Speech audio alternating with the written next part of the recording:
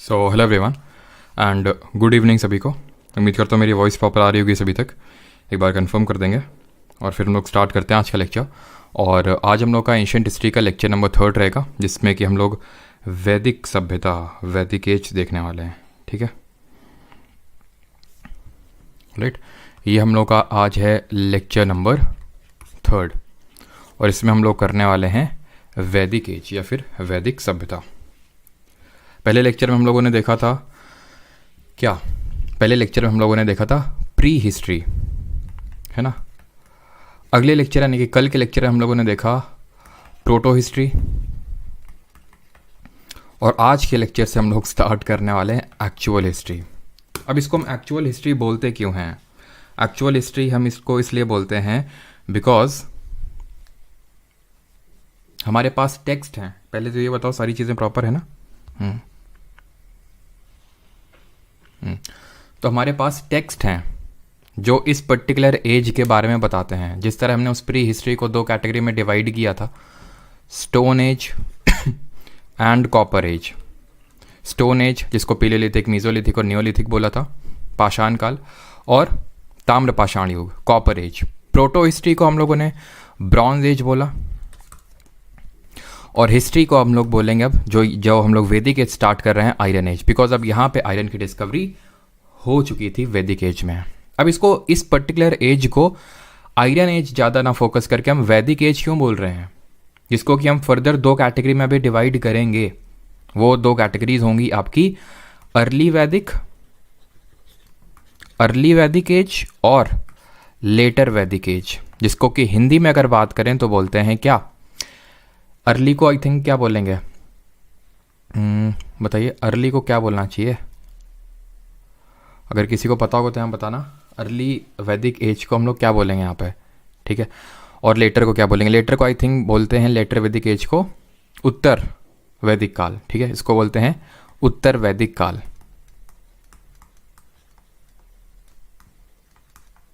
Alright.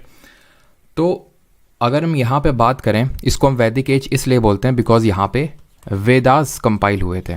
ये हमारे सबसे पुराने टेक्स्ट हैं, ना सिर्फ इंडिया में बल्कि ऑल ओवर द वर्ल्ड भी अगर हम बात करें तो बहुत पुराने टेक्स्ट हैं ये। वन ऑफ द ओल्डेस्ट या फिर ओल्डेस्ट टेक्स्ट हम बोल सकते हैं इनको। और इस पर्टिकुलर टेक्स्ट में इस एज के जो लोग हैं, किस एज की हम बात कर रहे हैं, हम लोगों ने, अगर आपको याद हो तो ब्रॉन्ज एज कहाँ पे ख़त्म किया था? ब्रॉन्ज एज को मैंने बोला था, जो हम लोगों ने इंडस वैली सिविलाइजेशन देखा था, कहाँ से कहाँ तक, 2500 बीसी से लेकर 1750 बीसी, या फिर रफली हम चलो 1700 बीसी कंसिडर कर लेते हैं। वैदिक एज जो हमारी एक्चुअल में स्टार्ट होती है वो 1500 बीसी से लेके 600 या फिर 1500 से आप 500 भी याद कर सकते हो अपने याद करने की सहूलियत की वजह से, बिकॉज बहुत ज़्यादा डिफरेंस है नहीं 1500 से, वैसे एक्चुअल में 600 बीसी तक। अब ये जो अर्ली वैदिक है, जैसे कि हम लोगों ने कल, वैसे तो मैंने आपको ज़्यादा डीप में नहीं बताया था, अगर आपको याद हो कि हमने पहले अर्ली हड़प्पन पीरियड देखा था, फिर मैच्योर हड़प्पन और फिर लेट हड़प्पन देखा नहीं था, बस थोड़ा सा मैंने बताया था। जिस तरह हम लोगों ने पीलियोलिथिक, मीजोलिथिक, नियोलिथिक पढ़ा था, फिर पीलियोलिथिक की 3 कैटेगरी देखी थी, तो उसी तरह हमने वैदिक सभ्यता को 2 हिस्सों में बांट दिया। 2 हिस्सों में क्यों बांटा वो अभी आप समझेंगे, बिकॉज यहाँ पे जो चीज़ें थीं उससे चीज़ें अब डिफर करने लग गई थी। जैसे फॉर एग्जाम्पल एक उदाहरण मैं अगर आपको दूँ तो यहाँ पे वेमेंस की कंडीशन बहुत अच्छी थी, यहाँ पे ख़राब हो गई आते आते, तो इसलिए हमने इन दोनों को अलग अलग हिस्सों में बांट दिया। अर्ली वैदिक को हम बोलते हैं 1500 बीसी से लेके 1000 बीसी तक का जो कार्यकाल, मतलब जो टाइम पीरियड है, उसको हम बोलते हैं अर्ली वैदिक। और 1000 बीसी से लेके उसके बाद वाला, बिकॉज अगर हम बाद में जाएंगे तो ये बीसी हमारे कम होंगे, ये मैंने आपको फर्स्ट लेक्चर में बताया था। This is called as later Vedic age. Alright.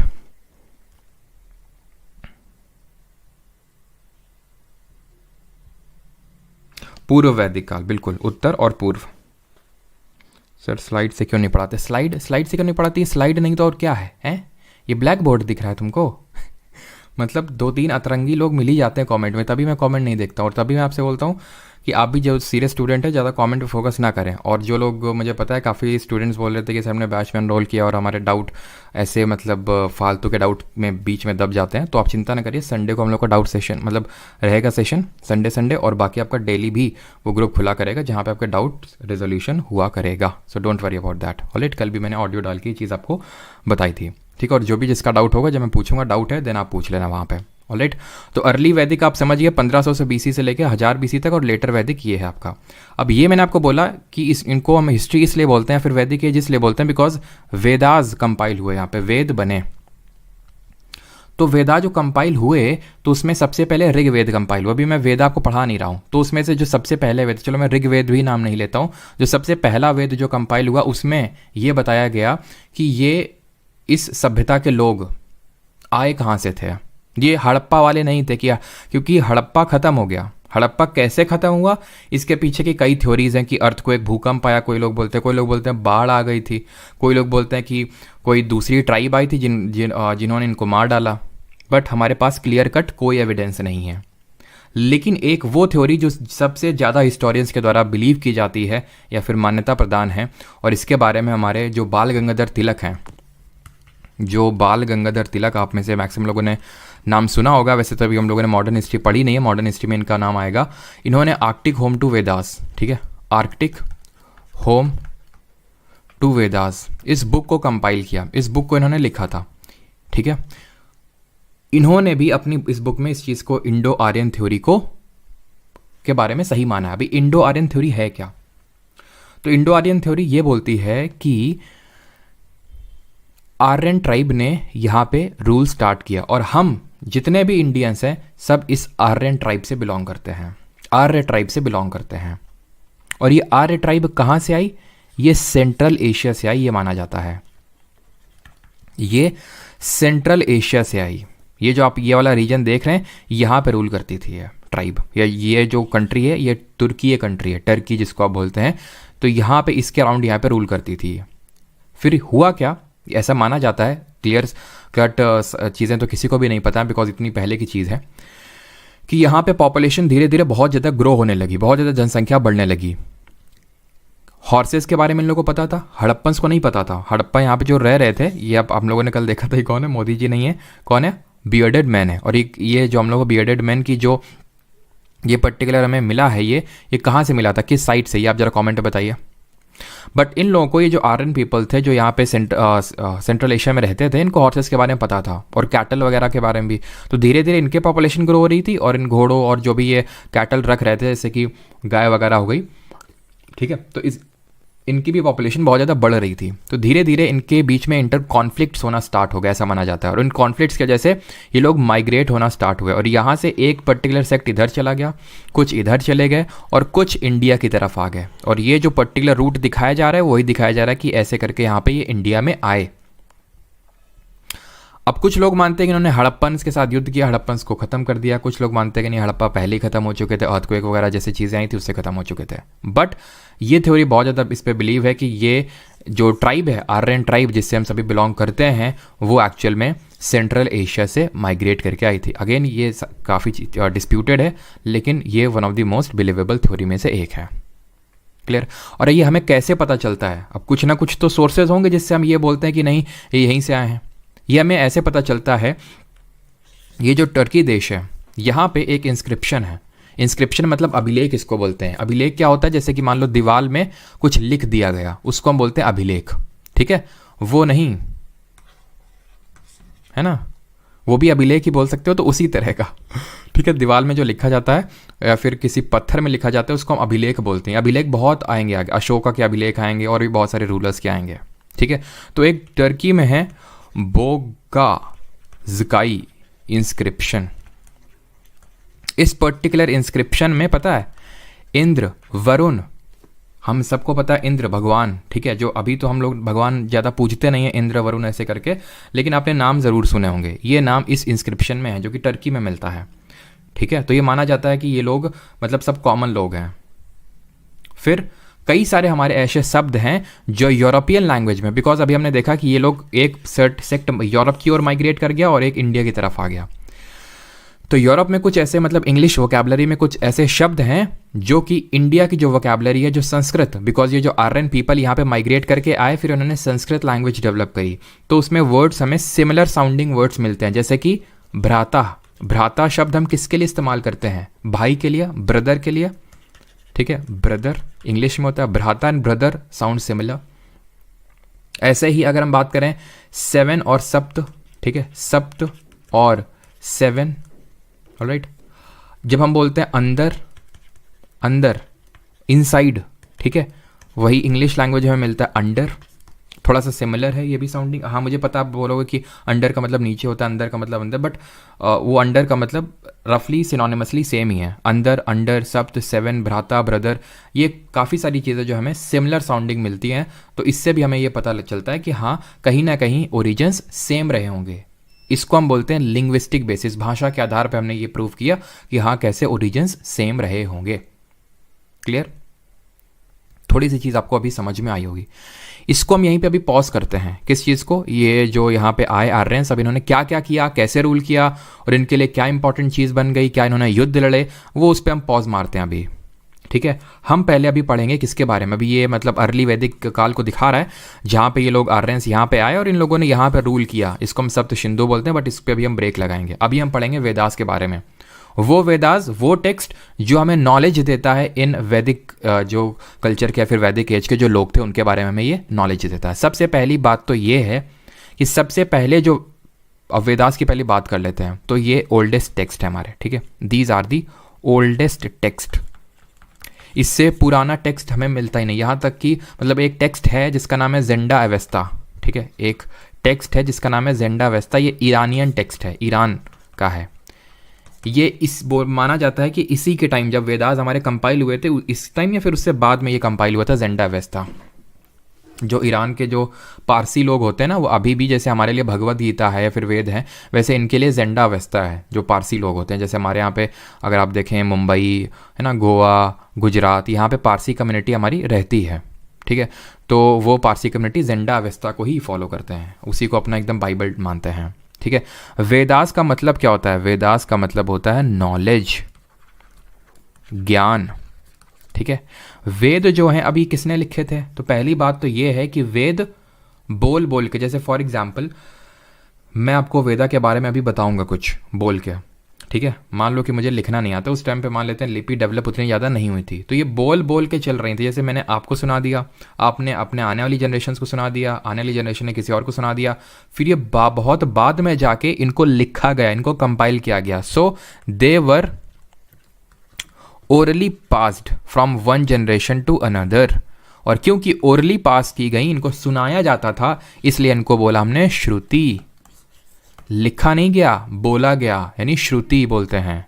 ठीक, और ये इनको हम अपौरुषेय के नाम से भी जानते हैं। अपौरुषेय, अपौरुषेय का मतलब क्या होता है? अपौरुषेय का मतलब होता है not created by man, not created by man but gifted bye God, but gifted bye God, यानी कि इंसान ने इसको नहीं बनाया है, ये गॉड ने हमें गिफ्ट किया है, भगवान ने हमें गिफ्ट किया है। ये माना जाता है जो वेद हैं ये भगवान ने पढ़ के सुनाए थे, ये ऐसा माना जाता है।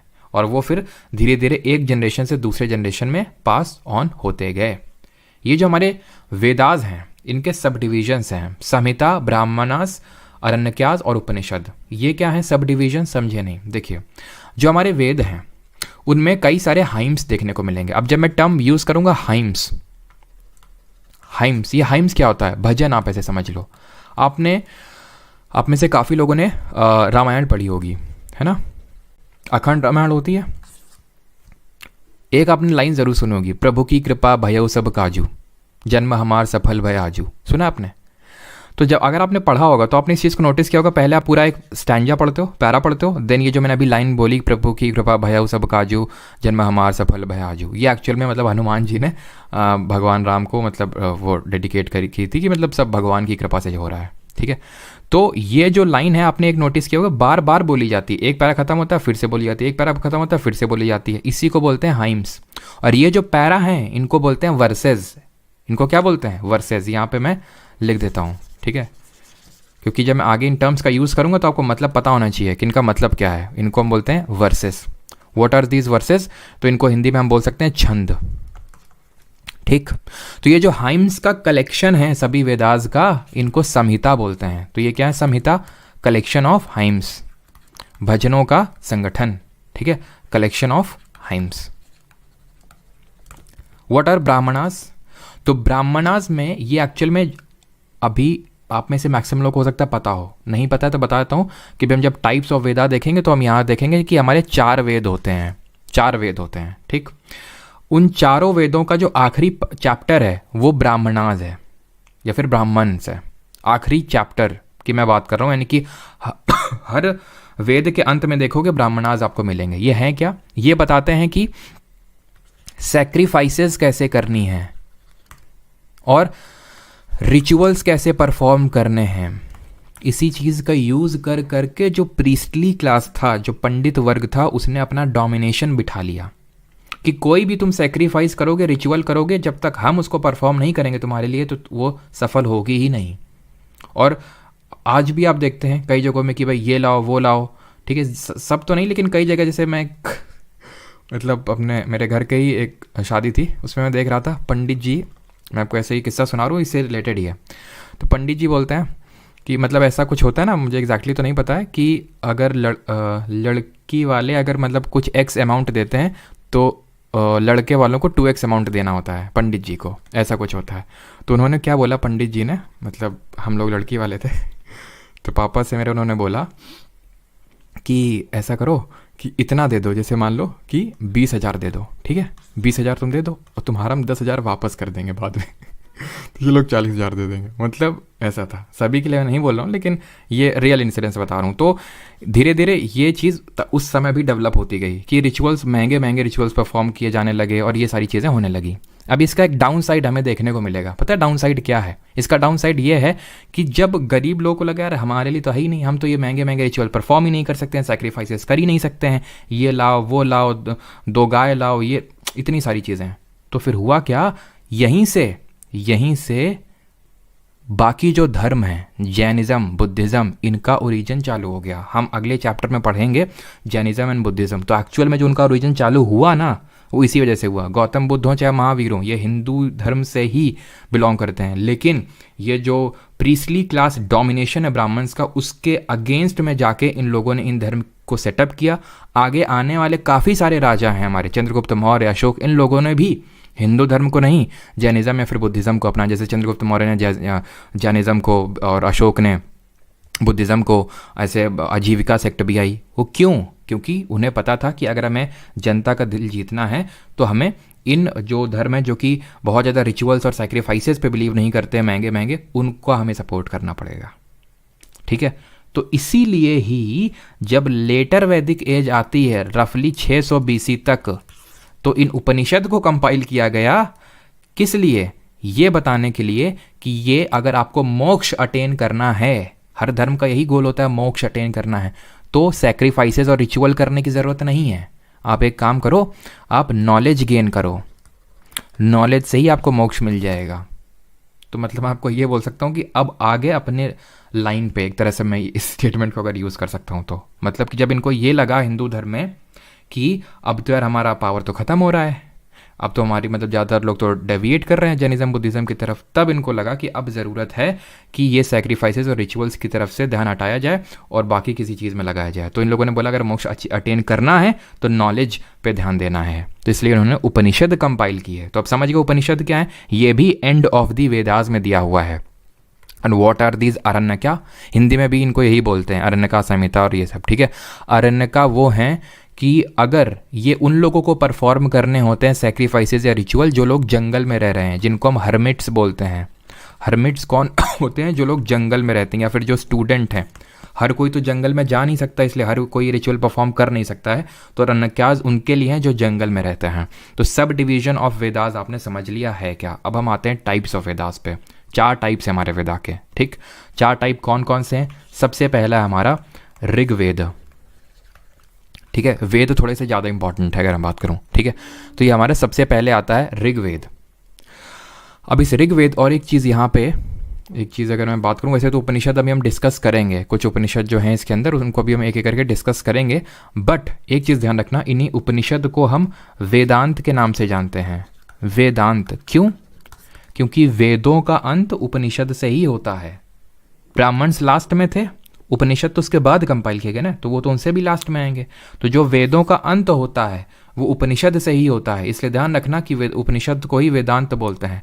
वेदांग अलग होता है, वेदांत ये बात कर रहा हूँ। वेदांग क्या होते हैं वो अभी मैं डिस्कस करूंगा, उस पर भी एसएससी में कई बार क्वेश्चन पूछे गए हैं, PYQs लास्ट में करेंगे। और वेदांत होता है वेदों का अंत यानी उपनिषद, जो कि 600 BC में कंपाइल हुए। उपनिषद की अगर बात करें टोटल अराउंड रफली 108 ट्रेडिशनल उपनिषद हैं, जिसमें कि प्रिंसिपल मुख्य उपनिषद 10 हैं। मुख्य की बात कर रहे हैं यहाँ पे, ठीक है। अभी जो कुछ इंपॉर्टेंट उपनिषद उनको डिस्कस करेंगे हम लोग, जो हर वेद में दिए हुए हैं। मैंने बताया उपनिषद क्या है, जो हर वेद के अंत में दिए हुए हैं, ब्राह्मणास के भी लास्ट में दिए हुए हैं। सबसे पहला वेद है ऋग्वेद, ये सबसे ओल्डेस्ट है, सबसे पुराना है और सबसे लार्जेस्ट भी है। कितनी हाइम्स हैं इसमें टोटल? हाइम्स वही जो अभी मैं बता रहा था आपको, प्रभु की भया ना, वही तो उसी को हाइम्स बोलते हैं। टोटल 1028 हाइम्स हैं इसमें। और अगर हम यानी कि भजन और छंद की बात करें, यानी वर्सेस की बात करें, टोटल 10,600, कहीं कहीं पे आई थिंक 10,580 भी लिखा होगा, बट रफली इतनी है, ठीक है। इतनी हमारी एग्जैक्टली नंबर तो शायद नहीं पूछता है, हाइम्स का पूछ सकता है बट वर्सेस का नहीं पूछता है। इन हाइम्स को जो रिसाइट करता है, इनको जो बोलता है, उसको बोलते हैं होत्री। क्या बोलते हैं उसको होत्री के नाम से जानते हैं। क्लियर? यहाँ पे हमें, और ये भजन किसके बारे में है? ये भजन है जो हमारे भगवान लोग हैं, जो डीटीज जिनको हम बोलते हैं। डीटीज मतलब जो भगवान लोग हैं, और वो भगवान कौन है? इंद्र, अग्नि, विष्णु, वरुण। ये सब कैसे भगवान है अभी हम देखेंगे। ये सब नेचर गॉड हैं। तब ऐसे मूर्ति वगैरह नहीं होती थी। इंद्र मतलब इंद्र को भगवान यानी जो रेन। अब इंद्र को क्यों भगवान मानते थे? जो कि हमें भोकाजाकी जो टर्की में इंस्क्रिप्शन है उसमें भी मिलता है। रीज़न उसका ये है कि ये लोग, देखो सिंपल सा रीज़न है। अब जिससे आप डरोगे उसी की, मतलब जैसे फॉर एग्जांपल मान लेते हैं कि कल रिजल्ट आने वाला है CGL का, ठीक है, फाइनल रिजल्ट आने वाला है। और अभी जैसे अभी तो रिजल्ट आया नहीं CGL 2023 का। काफ़ी लोग उम्मीद कर रहे हैं, मतलब काफ़ी लोग प्रेयर कर रहे हैं, ठीक है। एक स्टूडेंट का कॉल आया था, ठीक है, एंड शी वाज सेइंग कि सर मेरे लिए प्रेयर करिएगा कि अरे इतनी रैंक आ जाए। तो मैंने कहा ठीक है बिल्कुल करेंगे। आप सोचिए, अगर मान लेते हैं कि उनकी वो सोच रहे हैं कि मेरी अंडर 200 रैंक आ जाए, मतलब उन्होंने ये सोच रखा है कि भगवान से पूछा, वैसे उनकी 300 के अंदर तो आई जाएगी, अंडर 200 उनको चाहिए। तो मान लो कि उनकी रैंक आ गई 150। अब आपको लगता है कि भगवान की उतनी इज्जत होगी? अब नहीं होगी। अभी वही चीज़ मैं आपको बताऊंगा। ये लोग पहले उस जगह से आए थे, आर्यंस लोग, जहाँ उतनी ज़्यादा बारिश नहीं होती थी, इसलिए ये लोग इन भगवान को पूजा करने लगे। अभी हम देखेंगे जब ये लोग ऐसे रीजन में पहुँच गए जहाँ बारिश होने लगी, इंद्र वगैरह की पूजा छोड़ दिया। आज हम करते हैं इंद्र की पूजा? नहीं करते हैं, ठीक है। तो ये खैर इन लोगों की डिटेल्स, इनके बारे में हाइम्स हैं। ऑलराइट, इसी में हमें एक सेकेंड, इसी में हमें गायत्री मंत्र भी देखने को मिलता है। ऋग्वेद में ही हमें गायत्री मंत्र देखने को मिलता है, ठीक है। ओम भूर्भुवः स्वः तस्य वितुर, है ना, आपने पूरा तत्से वितुर वरेण्यम ऐसे करके पूरा है ना गायत्री मंत्र। काफ़ी मतलब ऐसा बोला जाता है कि अगर इसको 108 टाइम्स आई थिंक ऐसा कुछ है रिसाइट किया जाए तो काफ़ी इसके पावरफुल इफेक्ट्स देखने को मिलते हैं। तो इसको गायत्री मंत्र, ये एक्चुअल में इसको किसने कंपोज किया था? तो विश्वामित्र ने, ठीक है, जो सेज विश्वामित्र थे उन्होंने इसको कंपाइल किया था। अब ये जो ऋग्वेद है ना, ये ऐसा नहीं कि कोई एक किताब है ना, ये 10 किताबों से मिल के बना हुआ है। 10 किताबें, और उन 10 किताबों को हम मंडल बोलते हैं। तो ये 10 मंडल से मिल के बना हुआ है ऋग्वेद। उसमें से जो तीसरा मंडल है वो गायत्री मंत्र के बारे में मेंशन करता है। Third Mandal mentions about the Gayatri मंत्र। क्लियर? ऐसे ही 10वां मंडल है, 10th मंडल है, 10वां नंबर का मंडल। और मंडल की अगर मैं बात करूं, जैसे कि ये बुक्स हैं, तो ये माना जाता है कि इनमें से 2nd नंबर से लेके 7th नंबर तक के जो मंडल हैं, ये जो मंडल हैं ये सबसे पहले बने थे, और पहला 8वां 9वां 10वां ये बाद में बने थे। उतना ज़्यादा इंपॉर्टेंट नहीं है, बट फिर भी मैंने आपको बता दिया अगर क्वेश्चन पूछ ले तो, ठीक। 10th मंडल की अगर हम बात करें 10वें मंडल में, तो इसमें पुरुष शुक्ता के बारे में मैंशनड है। अब ये पुरुष शुक्ता क्या होता है? यानी कि एक ऐसे कॉस्मोपॉलिटन या फिर कॉस्मिक मैन की बात कही गई है जिससे कि पूरा संसार बना है, पूरा यूनिवर्स इसी एक कॉस्मिक मैन से क्रिएट हुआ है। यहाँ तक कि जो 4 वर्ण हैं हमारे, ब्राह्मण, क्षत्रिय, वैश्य, शूद्र, जिसके बारे में आप सभी ने सुना होगा, वो भी इसी कॉस्मिक मैन के बॉडी पार्ट से ही क्रिएट हुआ है। ये कोई कॉस्मिक मैन है जिसके जिसकी सैक्रिफाइस से पूरा यूनिवर्स क्रिएट हुआ, और इसके जो डिफरेंट बॉडी पार्ट हैं ये डिफरेंट वर्णास को इंडिकेट करते हैं। जैसे फॉर एग्जांपल अगर हम बात करें तो जो मुख है, माउथ है, ये किसको रिप्रेजेंट करता है? ये ब्राह्मणास को, ठीक है, ब्राह्मण्स को। अगर हम बात करें जो आर्म्स हैं यानी कि जो हाथ हैं वो किसको रिप्रेजेंट करते हैं? ये रिप्रेजेंट करते हैं क्षत्रिय क्लैन को या फिर क्षत्रिय वर्ण को। और जो आपके थाइज हैं, जो जांग हैं, ठीक है, थाइज, ये किसको रिप्रेजेंट करते हैं? वैश्य को। और जो हमारे फीट हैं ये किसको रिप्रेजेंट करते हैं? शूद्र को। और हमें पता है कि आगे चल के ये लोग क्या करते थे, जो ब्राह्मण थे, ब्राह्मण ने क्या, इनका ये मेन काम था कि चलो वो तो हम अभी बाद में देखेंगे कि किस तरह से डिवीजन था, मतलब काम के बेसिस पे था या फिर जन्म के आधार पे था, कैसा ये वर्ण सिस्टम था। बट अभी मैं बता दूं चतुर्वर्ण सिस्टम था ये, ठीक है, 4 वर्णों में डिवाइडेड था और ये काम के बेसिस पे था। ये अभी हम आगे चीज़ें देखेंगे, बट अभी के लिए इतनी चीज़ें कि 10वें मंडल में पुरुष सूक्ता के बारे में मेंशन है और इसमें 4 वर्ण के बारे में बताया गया है, ठीक है, 4 वर्ण के बारे में ये बताया गया कि जो कॉस्मिक मैन है उसके डिफरेंट बॉडी पार्ट से ये हमारे जो 4 वर्ण हैं वो क्रिएट हुए हैं। ऑलराइट, आते हैं अगले वेद पे, and that is second number का। और ये आपका, और एक चीज़ और, जैसे 10वां मंडल बात किया से आपका एक 9वां मंडल भी है, 9th मंडल, जिसमें कि भगवान सोम के बारे में मेंशन्ड है, लॉर्ड सोम। और ये जो भगवान सोम हैं इनको गॉड ऑफ प्लांट कंसिडर किया जाता है, गॉड ऑफ प्लांट्स। और इन्हीं प्लांट से मिला के एक ड्रिंक बनाई जाती है जिसको हम सोम रस नाम जानते हैं। और ये सोम रस जो है कोई वो मत कंसिडर करना, काफ़ी लोग बताते हैं कि इंटॉक्सिकेंट है। इंटॉक्सिकेंट मतलब समझ रहे हैं आप, वो नहीं है ये energy drink, it is like red bull और स्टिंग। सोम रस जिसको पढ़ के जो वेद रिसाइट करने वाले जो हमारे होत्री मान लेते हैं ये एकदम एनर्जाइज हो जाते थे। जो वेदास सुनने वाले लोग थे वो एकदम एनर्जाइज होकर और लंबे आवर्स तक सुनते थे, है ना। तो सोमरस लीजिए, रेड बुल नहीं। तो सोमरस एक तरह का एनर्जी ड्रिंक था, ठीक है, जो कि लॉर्ड सोम के नाम पे आधारित था। और ये 9th मंडल में भगवान सोम के बारे में चर्चा है। अब बात करते हैं हमारे दूसरे वेद की, and that is Samaveda. I hope यहाँ तक सभी को चीज़ें क्लियर होंगी। एक बार मुझे सामवेद बता लेने दीजिए, ठीक है। सामवेद और यजुर्वेद हम खत्म कर लेते हैं, उसके बाद अगर किसी का कोई डाउट होगा तो पूछ लेगा, ठीक है। सामवेद की अगर हम बात करें तो it is the oldest book on music. तो ये बुक है आपकी किस पे? म्यूजिक पे। एक चीज ध्यान रखना, 4 वेद मैंने बताया, ऋग्वेद पहला है, और ये जो पहला वेद है यही कंपाइल हुआ था अर्ली वैदिक पीरियड में। 2 वैदिक पीरियड बताया मैंने, अर्ली और लेट, पूर्व और उत्तर। तो पूर्व वाले में अर्ली जो वैदिक एज है हमारा, यानी कि 1500 से लेकर 1000 BC ऋग्वेद ही कंपाइल हुआ, मतलब ऋग्वेद ही बस था। जो बाकी के वेद हैं तीनों जो मैं आगे बता रहा हूं ये लेटर वैदिक में आए, बाद में आए थे, ठीक है। तो इसीलिए जो अर्ली वैदिक एज है इसको हम ऋग्वैदिक एज भी बोल देते हैं। क्यों? क्योंकि इसके बारे में सिर्फ ऋग्वेदा में ही मेंशन है, बाकी वेदों में मेंशन नहीं है। बट फिर भी हम चारों वेद एक साथ पढ़ेंगे। It is the oldest book on music. ये चीज़ इंपॉर्टेंट है कि ये बुक है किस पे? म्यूजिक पे, संगीत पे आधारित ये किताब है। And it consist of chant and melodies, जो कि यज्ञ के टाइम पे गाई जाती हैं, यज्ञ जब परफॉर्म किया जाता है। इसमें टोटल आपके 2 उपनिषद हैं। इसमें टोटल कितने उपनिषद हैं? 2 उपनिषद हैं। जो प्रिंसिपल मैंने उपनिषद कितने बताए थे, मुख्य उपनिषद 10 हैं, उसमें से 2 इसमें है छंदोग्य उपनिषद और केन उपनिषद, ठीक है। इसमें हमें सिर्फ 2 चीज़ें याद रखनी है। सबसे इंपॉर्टेंट तो ये म्यूजिक पे बुक है ये, ठीक है, और इसमें 2 उपनिषद हैं, बस बात खत्म। 3rd हमारा वेद है और उसका नाम है यजुर्वेद। यजुर्वेद, अब यजुर्वेद में क्या दिया हुआ है? तो यजुर्वेद में दिया हुआ है it is a collection of mantras, ठीक है, कलेक्शन ऑफ मंत्र। इसमें मंत्र दिए हुए हैं। मंत्र किस लिए दिए हुए हैं? जो आपको यज्ञ के टाइम पे बोलने हैं, तभी आपका वो जो यज्ञ है या फिर जो सैक्रिफाइस है वो सफल होगा।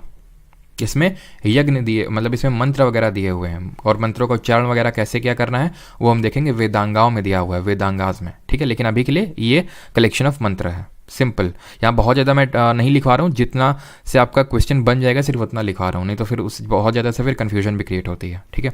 इसको 2 सेक्शन में डिवाइड किया गया है, डिवाइडेड इन 2 सेक्शंस। और ये 2 सेक्शन कौन कौन से हैं? डिवाइडेड इन 2 सेक्शंस, और ये 2 सेक्शन हमारे कौन से हैं? एक है शुक्ल यजुर्वेद और दूसरा है कृष्ण यजुर्वेद। कृष्ण यूजुअली ब्लैक को डिनोट करता है और शुक्ल जो है वाइट को डिनोट करता है। ठीक, जो आपका सतपथ ब्राह्मण है, ब्राह्मण अभी मैंने बताया था ब्राह्मण है क्या? ब्राह्मण जो हमारे वेदास के लास्ट में जो जिसमें कि सैक्रिफाइसेस और रिचुअल्स के बारे में लिखा हुआ है, तो इसी में ही आपका सतपथ ब्राह्मण भी दिया हुआ है। तो इट कंटेन्स सतपथ ब्राह्मणा। ठीक है, और ये one of the largest Brahmanas है में एक है सतपथ ब्राह्मण। ठीक है, और इसके कुछ इंपॉर्टेंट उपनिषद कौन कौन से वो भी आपको पता होने चाहिए। ठीक है, एक सेकेंड रुकिए। ठीक है, तो यहां पे मैं लिख देता हूं इंपॉर्टेंट, या यहीं पे लिख लो। ठीक है, इंपॉर्टेंट जो उपनिषद हैं इसके कौन कौन से हैं? बृहदरण्यका। ठीक है, जो कि सबसे पुराना उपनिषद है, बृहदरण्यका। ये सबसे ओल्डेस्ट उपनिषद है, ओल्डेस्ट। एंड और भी हैं, जैसे कि आपका इसमें कठ उपनिषद भी है, कठ उपनिषद। अब अगर मैं बात करूं कठ उपनिषद की, तो इस पर्टिकुलर उपनिषद में स्टोरी दी हुई है नचिकेता की। बस आपको इतना याद रखना है कि एक नचिकेता था, एक बहुत पावरफुल जो किंग थे उनका बेटा था, और उसकी स्टोरी दी हुई है इसमें नचिकेता की। किसमें? कठ उपनिषद में। अब आते हैं अपने आखिरी वेद पे, and that is fourth and the last, and that is Atharvaveda. ये सबसे लास्ट में कंपाइल किया गया। पहले तो इसको वेद माना ही नहीं जाता था, बट अभी माना जाता है इसको वेद। ठीक है, ये जैसे कि हमारा ऋग्वेद 10 में बटा हुआ, 10 मंडल में, ऐसे ये डिवाइडेड है, डिवाइडेड इनटू 20 खंड। मतलब वो 10 मंडल में बटा हुआ है और ये 20 खंड में बटा हुआ है। इसको हम बोलते हैं वेदा ऑफ मैजिकल फॉर्मूले, मतलब कि जादू टोना वाला मैजिकल फॉर्मूले। जादू टोना मतलब इसमें आपकी दी हुई है चार्म्स, हम बोलते हैं इसमें दी हुई है चार्म्स एंड स्पेल्स दिए हुए हैं, जो डेली लाइफ में, डेली जो रोजमर्रा की हमारी समस्याएं होती हैं। रोजमर्रा की समस्याएं क्या होती हैं? एग्जाम पास करवा दो, पैसा दिलवा दो, वशीकरण करवा दो, ये सारी चीज़ें जो है अथर्ववेद में दी हुई हैं। इसके लिए आपको हर चीज़ के सोल्यूशन मिल जाएंगे, जो जो अभी मैंने चीज़ बोली। तो रोज़मर्रा यानी कि जो हमारी डेली लाइफ, एवरीडे लाइफ की जो प्रॉब्लम्स होती हैं, उसके लिए हमारे यहाँ पे मंत्र दिए हुए हैं, मैजिकल फॉर्मूले दिए हुए हैं, स्पेल्स दिए हुए हैं, वो हमें बोलना है और बस वशीकरण हो जाएगा। फालतू में तुम ठीक है, फालतू में जो है तुम अभी तक एफर्ट मार रहे थे। अथर्ववेदा पढ़ो, सारे एफर्ट जो है तुम्हारे कम हो जाएंगे, है ना। इसमें अगर हम बात करें, कुछ इंपॉर्टेंट उपनिषद है इसमें, कुछ इंपॉर्टेंट जो हमारे उपनिषद दिए हुए हैं उनकी चर्चा कर लेते हैं। कौन कौन से उपनिषद हैं? तो सबसे पहले तो ध्यान रखना मंडूका।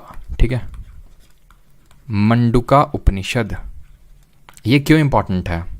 क्योंकि इसमें दिया हुआ है सत्यमेव जयते, ट्रूथ ओनली प्रिवेल्स, सत्यमेव जयते, जो कि हमारा नेशनल एम्ब्लेम है, उसके नीचे लिखा भी हुआ है ना, सत्यमेव जयते। इसी का पार्ट है महा उपनिषद।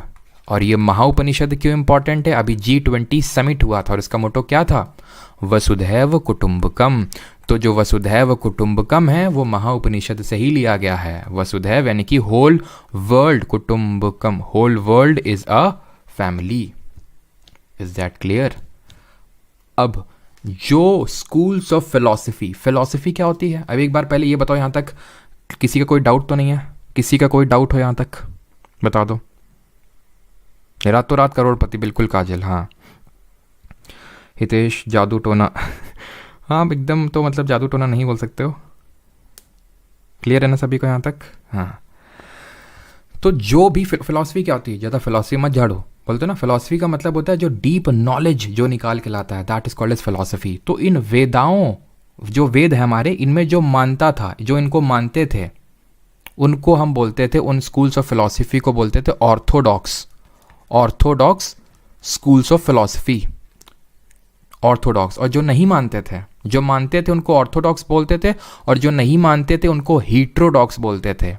जैसे कि जैनिज्म, बुद्धिज्म, ठीक है, ये जो धर्म है, अभी इनके बारे में तो सभी ने सुना होगा। आजीविका भी सुनोगे आगे चल के, ठीक है। आजीविका हो गया, चारवाक हो गए, ये सब हीट्रोडॉक्स थे। ये नहीं बिलीव करते थे वेदास पे, तभी तो इन लोगों ने अपना अलग धर्म बनाया।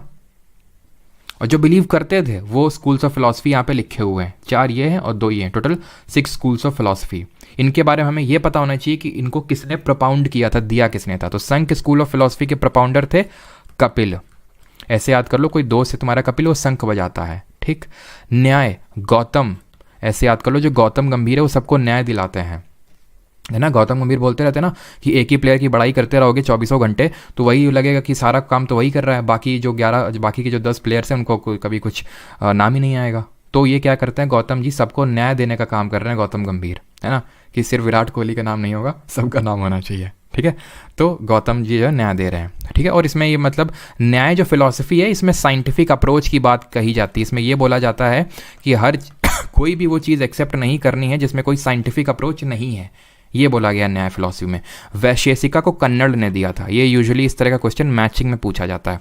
इसमें एटम्स के यानी परमाणु के बारे में बात हुई है, तो कहीं ना कहीं अगर हम देखें तो न्याय और वैशेषिका साइंटिफिक लाइंस में है और इसी वजह से बाद में ये मर्ज भी हो गए, ठीक है। तो अगर पूछ ले कि कौन सा स्कूल ऑफ फिलॉसफी फिजिक्स पे बेस्ड है या फिर एटम्स पे बेस्ड है, तो वैशेषिका आंसर होगा, जिसको कन्नड़ ने प्रोपाउंड किया था। योग सभी लोग जानते हैं, इसको याद करने की ज़रूरत नहीं है, पतंजलि, है ना, पतंजलि बाबा रामदेव वाला योग, है ना। तो ये भी आपको याद हो गया, ये भी याद हो गया, ये भी याद हो गया, ठीक है। कन्नड़ भी याद कर लीजिएगा। उत्तर मीमांसा, जिसको कि वेदांत के नाम से भी जानते हैं, इसको प्रोपाउंड किया था बद्रायन ने, ठीक है, बद्रायन ने। इसमें क्या इसमें क्या दिया हुआ है, वेदांत, वेदों का अंत, याद करो क्या, उपनिषद। तो इसमें फिलोसफिकल टीचिंग्स दी हुई हैं, किसकी, उपनिषद की, फिलोसफिकल टीचिंग्स ऑफ उपनिषद। कितना आसान याद करना, वेदांत हम लोग याद करके। एंड द लास्ट इज पूर्व मीमांसा। पूर्व मीमांसा, इसके प्रोपाउंडर थे जैमिनी। Is that clear? यहां तक किसी कोई डाउट हो तो बताइए जल्दी से।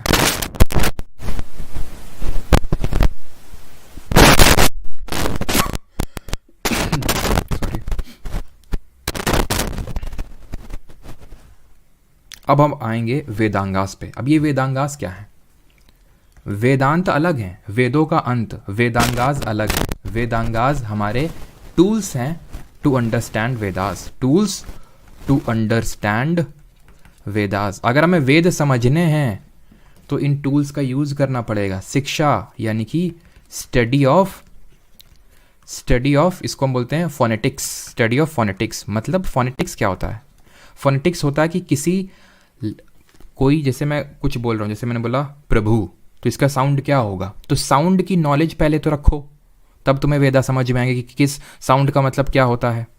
कल्प होता है study of practices, study of practices, ठीक है, जिनको हम बोलते हैं रीत भी बोल सकते हैं, कि कोई चीज़ कैसे करनी है। व्याकरण क्या है? Study of grammar, simple. जो ग्रामर की स्टडी है, क्योंकि आपको ग्रामर की नॉलेज होनी चाहिए, बिकॉज ये सारे किस में कंपाइल किए गए थे? आर्यंस की लैंग्वेज थी संस्कृत, उसी में कंपाइल किए गए थे ये, तो संस्कृत ग्रामर का आपको नॉलेज होना चाहिए, ठीक है। निरुक्त क्या बोलता है? Study of etymology. एटिमोलॉजी का मतलब क्या होता है? शब्दों का ज्ञान, ठीक है। एटिमोलॉजी का मतलब होता है शब्दों का ज्ञान। अभी खत्म नहीं हुए हैं, ज्ञान को कैसे लिखेंगे?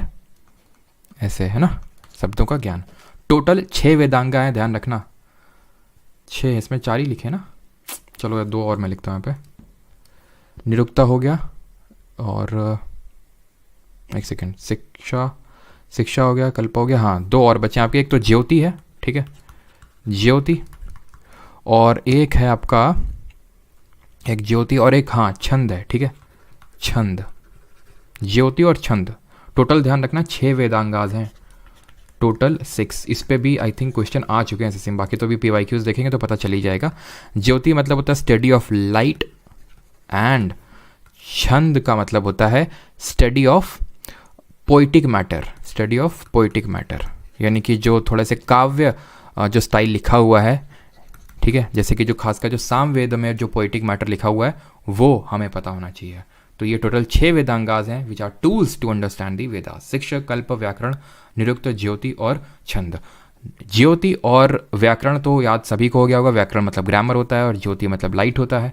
बाकी आपको ध्यान रखना है कि शिक्षा मतलब फोनेटिक्स, कल्प मतलब जो प्रैक्टिसेस हो रही हैं, और निरुक्त का मतलब होता है एटिमोलॉजी एटिमोलॉजी मतलब शब्दों का ज्ञान। ऑलराइट, थोड़ा सा पानी ग्रहण कर लेते हैं, फिर आगे बढ़ते हैं। यहाँ तक किसी को कोई डाउट होगा तो पूछ लेगा।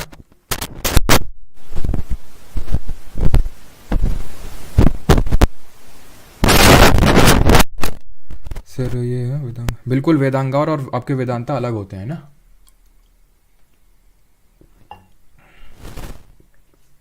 अब आते हैं जहाँ पे छोड़े थे अभी, आर्यंस और आर्यंस का रूल। आर्यन यहाँ पे आ गया ना, पहुँचा दिया ना। अब आर्यन थे कौन, हमने ये भी डिस्कस कर लिया था कि ये थे कौन, इनका ओरिजिन हमें कहाँ पे मिलता है, इनके बारे में हमें पता चलता है ऋग्वेद में। क्योंकि आपको मैंने बताया कि सिर्फ एक ही वेद है जो कि अर्ली वैदिक एज के बारे में बताता है, जो कि हमें पूर्व जो वैदिक काल है उसके बारे में बताता है, और वो है ऋग्वेद। ठीक, इसका सोर्स नॉलेज का ऋग्वेद है। अभी हमें पता कैसे चलता है कि ये इस पर्टिकुलर रीजन, जो ये पर्टिकुलर रीजन यहाँ पे दिखाया गया है, इसी में रूल करते थे। बिकॉज इस ऋग्वेद में हमें कुछ शब्द देखने को मिलते हैं। हिमवंत, हमें इसमें एक शब्द देखने को मिलता है मुंजावत, और ये किसके लिए रेफर किए गए हैं? हिमवंत की अगर बात करें तो ये हिमालय के लिए रेफर किया गया है, हिमालय के लिए। जो मुंजावत है ये हिंदू कुश जो माउंटेन रेंज है, ये इसके लिए लिखा गया है, इसके लिए संस्कृत वर्ड का यूज़ किया गया है। ये यहाँ पे पड़ता है आपका हिंदू कुश माउंटेन रेंज। ठीक, तो इससे हमें पता चलता है कि अर्ली वैदिक एज के लोग कहाँ रहते थे। कहाँ रहते थे? सप्त सिंधु में। देवर कन्फाइंड टू सप्त सिंधु। व्हाट इज दिस सप्त सिंधु? 7 नदियों का जो सिंधु था, यानी जो 7 नदियां जहां पे लोकेटेड थी उसको हम बोलते हैं सप्त सिंधु। कौन सी हैं 7 नदियां? ये हैं इंडस, और इंडस की जो ट्रिब्यूटरीज हैं आप में से काफ़ी लोगों को पता होगा, झेलम, चेनाब, रावी, ठीक है, ब्यास, यहाँ पे ये तो यहाँ पे लिख देता हूँ मैं, ठीक है, ब्यास, सतलज, ठीक है, एंड सरस्वती। सतलज एंड सरस्वती। अब यहाँ पे पता है इंपॉर्टेंट क्या है? इंपॉर्टेंट ये कि इन रिवर्स को इस तरह से मेंशन नहीं किया गया है एक्सेप्ट सरस्वती। इनके संस्कृत नाम लिखे हुए हैं, इनके पुराने नेम लिखे हुए हैं, इनके एंशिएंट नेम लिखे हुए हैं। इंडस को हम बोलते हैं सिंधु, और ये पूछ भी लिया जाता है। ठीक है, ये जो फर्स्ट बैच वाले होंगे जानते होंगे, ज्योग्राफी मैंने आपको पढ़ा रखा है, और जो आगे आने वाले हैं ज्योग्राफी में फिर से आपको पढ़ाऊंगा जब हम लोग इंडस और उसकी ट्रिब्यूटरीज देखेंगे, सिंधु नदी और उसकी सहायक नदियाँ देखेंगे। झेलम को हम जानते हैं वितास्ता नाम से। किस नाम से? वितास्ता। चेनाब को जानते हैं अस्किनी नाम से, अस्किनी, ठीक है, मतलब लिखा गया है वैदिक टेक्स्ट में। रावी को पुरुषनी, ठीक है, ब्यास को बिपाशा। कितना आसान है ब्यास को याद करना, ब्यास और बिपाशा सेम साउंड कर रहे हैं। रवि और पुरुषनी, रा भी आ रहा है, जब पुरुषनी को बोलते हैं तो रा आ रहा है। सिंधु में रा है, वितास्ता में रा है, अस्की में रा है नहीं है, ठीक है, पुरुषनी, तो रा से रावी, पुरुषनी। सतलज, शुतुद्री, ऐसे सतलज, ऐसे शुतुद्री, ठीक है, और सरस्वती, सरस्वती के नाम पे ही मेंशन्ड है। ठीक है, तो ये हमारी 7 नदियां हैं, और ये पर्टिकुलर रीजन है जो यहाँ पे आप अपनी उस पर देख पा रहे हैं। आप देखिए कि यहाँ पे उनके एंशिएंट नेम ही मेंशन्ड है ना, वितास्ता, अस्किनी, पुरुषनी, विपास, सुतुद्री, सरस्वती, ये सारे नाम हैं। यमुना और गंगा नहीं है। अब हुआ क्या, जब ये लोग यहाँ पे आए, ठीक है, तो ऐसा माना जाता है कि इन लोगों के बीच में एक युद्ध हुआ। क्या इन लोगों के बीच में हुआ? युद्ध हुआ, और वो युद्ध किस नदी किनारे हुआ? रावी नदी के किनारे हुआ। ठीक है, और उसको हम बोलते हैं, यहाँ पे मैं लिख देता हूँ, उसको पर्टिकुलर को बोलते हैं 10 राजन वॉर। 10 राजन क्यों बोलते हैं? बिकॉज 10 राजाओं के बीच में ये युद्ध हुआ। 10 राजा ये कौन थे? तो ये जो 10 राजा थे, ये एक्चुअल में जो आर्यंस यहाँ पे आए थे ना, ये कबीलों में बट गए थे, ट्राइब्स में बट गए थे। तो उन्हीं में से एक ट्राइब थी, मैं पहले देख लेता हूँ कौन सा कलर यहाँ पे अच्छे से फिट बैठ रहा है। आई थिंक रेड ही सही बैठेगा, है ना, रेड ही सही बैठेगा, ठीक है, क्योंकि यहाँ पे स्पेस नहीं ना, तो यहाँ पे मुझे लिखना होगा इसको। राइट, तो ये किसके बीच में हुआ? भरत वर्सेस, भरत ट्राइब थी, ठीक है, वर्सेस कन्फेडरेसी ऑफ 7 ट्राइब, यानी कि 7 ट्राइबों का एक जोड़ा था जिसको लीड कर रहा था, ठीक है, कॉन्फेडरेसी थी, मतलब एक जोड़ा था जिसको लीड कर रहा था, एक ट्राइब थी पुरुष ट्राइब, उसका राजा लीड कर रहा था, ठीक है, और भरत ट्राइब से सुदास करके एक थे, वो लीड कर रहे थे। तो ये माना जाता है ये जो युद्ध है कब फॉट किया गया ये तो एग्जैक्टली किसी को नहीं पता है, लेकिन ये माना जाता है कि ये पुरुषनी यानी कि जो रावी नदी है उसके किनारे लड़ा गया। बस हमें इतना याद रखना है कि it was fought on the banks of Parushni river, जिसको हम रावी के नाम से भी जानते हैं। और ये इसमें कौन मतलब विक्टोरियस होकर एमर्ज आया, तो यहाँ पे मतलब भरत ट्राइब जो है जीत गई थी। और फिर बाद में माना जाता है कि फिर बाद में दोनों मर्ज हो गए थे। भरत ने तो मतलब जीत लिया, फिर पुरुष को भी मर्ज कर लिया, और फिर आगे ये लोग आगे और मतलब बढ़ते हैं ये, ठीक है। तो हमें 10 राजन वॉर के बारे में पता होना चाहिए। अब यहाँ पे डिस्कस करते हैं यहाँ की सोसाइटी के बारे में। तो यहाँ की जो सोसाइटी थी ये 4 वर्णों में विभाजित थी। वही जो 4 वर्ण हमने डिस्कस किए थे, कौन कौन से, ब्राह्मण, क्षत्रिय, वैश्य, शूद्र। लेकिन ध्यान रखना ये जो अभी क्लासिफिकेशन था ये वॉज बेस्ड ऑन ऑक्यूपेशन या प्रोफेशन, यानी कि जो अगर फॉर एग्जाम्पल अगर मैं पर्सनली अगर खुद की बात करूं तो वैसे मैं मतलब राजपूत बिलोंग करता हूं, ठीक है, मतलब क्षत्रिय क्लैन से बिलोंग करता हूं, ठीक है। लेकिन अगर मैं पढ़ाने का काम कर रहा हूं अकॉर्डिंग टू दिस चतुर्वर्ण सिस्टम जो अर्ली वैदिक एज में था, मैं ब्राह्मण हूं। क्यों? क्योंकि मैं पढ़ाने का काम कर रहा हूँ तो मैं ब्राह्मण हूँ, लेकिन एक्चुअल में तो वैसे मैं क्षत्रिय हूँ, लेकिन वैसे मैं ब्राह्मण हुआ इसके हिसाब से। तो ये मतलब एक मेरे अकॉर्डिंग अच्छा सिस्टम है कि आपके प्रोफेशन के हिसाब से होना चाहिए, है कि नहीं। तो it was based on profession, और या फिर जिसको हम ऑक्यूपेशन बोल सकते हैं, ऐसा ही होना चाहिए था। लेकिन फिर बाद में हम देखते हैं कि मतलब ख़राब हो गया सिस्टम, जो कि नहीं होना चाहिए था। खैर, तो ये प्रोफेशन पे बेस्ड था, और ये हेरिडिटरी नहीं था, इट वॉज नॉट हेरिडिटरी। यानी ये ऐसा नहीं है कि अगर जैसे अगर मैं खुद को, अभी मैंने बोला ना कि वैसे मैं क्षत्रिय क्लैन से बिलोंग करता हूँ, किस बेसिस पे मैंने बोल दिया ये, क्योंकि मेरे पापा थे, मेरे बाबा थे, उनके बाबा थे, तो इस तरह से मैंने हेरिडिटरी बेसिस पे बोल दिया, ठीक है। लेकिन अर्ली वैदिक एज में हेरिडिटरी नहीं था, it was not hereditary, alright. फिर मैं अगर बात करूं तो इस टाइम पे नो चाइल्ड वर्शिप, मतलब बहुत अच्छी सोसाइटी थी एक तरह से हम बोल सकते हैं। चाइल्ड मैरिज नहीं होती थी यहाँ पे। विडो रीमैरिज पॉसिबल थी। विडो रीमैरिज कैसे होती थी कि अगर जैसे कि विडो रीमैरिज में था कि जो हस्बैंड का यंगर ब्रदर है उससे मैरिज हो सकती है, और इस मैरिज को हम बोलते हैं नियोग। नियोग का मतलब क्या है? नियोग शब्द मेंशन्ड ऋग्वेद में, इसका मतलब है कि जो विडो है वो अपने हस्बैंड के यंगर ब्रदर से मैरी कर रही है, दैट इज विडो रीमैरिज।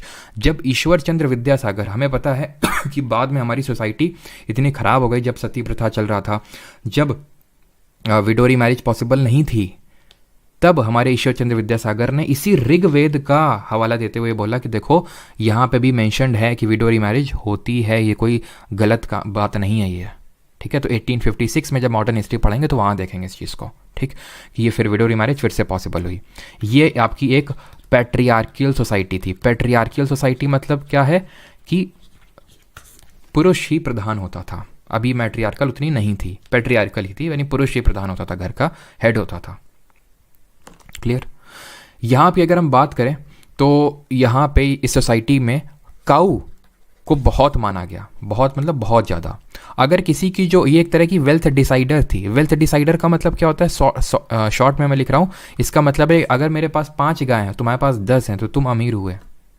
और इसकी चोरी पाप माना जाता था, इसको मारना पाप माना जाता था, इसको मार के खाना यानी बीफ खाना पाप माना जाता था, ठीक है। और इसको हम अघन्य कंसिडर करते थे। तो अगर आपसे पूछ ले कि काऊ के लिए किस वर्ड का यूज़ किया गया ऋग्वेद में, तो अघन्य शब्द का यूज़ किया गया, यानी कि इसको मारा नहीं जाना चाहिए। ये बहुत ही पवित्र है, ये वेल्थ डिसाइड कर। जो युद्ध भी लड़े जाते थे वो काऊ के लिए लड़े जाते थे, जो राजा होता था वो काऊ की प्रोटेक्शन के लिए काम करता था, इतना इंपॉर्टेंस था काऊ का, गाय का, ठीक। यहाँ की पॉलिटी की बात कर लेते हैं। तो पॉलिटी की अगर हम बात करें तो ये मोनार्कियल थी, यानी मोनार्की चलती थी, एक ही राजा, मतलब एक का रूल होता था। और वो कैसा होता था? वो हेरिडिटरी होता था मेनली। हेरिडिटरी का मतलब राजा के बेटा राजा, इस तरह से, जैसे कि आज ब्रिटेन में होता है। लेकिन ऐसा नहीं कि प्योरली मोनार्की थी, इलेक्टिव मोनार्की इसको हम बोल सकते हैं। होता क्या था, यहाँ पे सभा और समिति बैठती थी। क्या होता था यहाँ पे?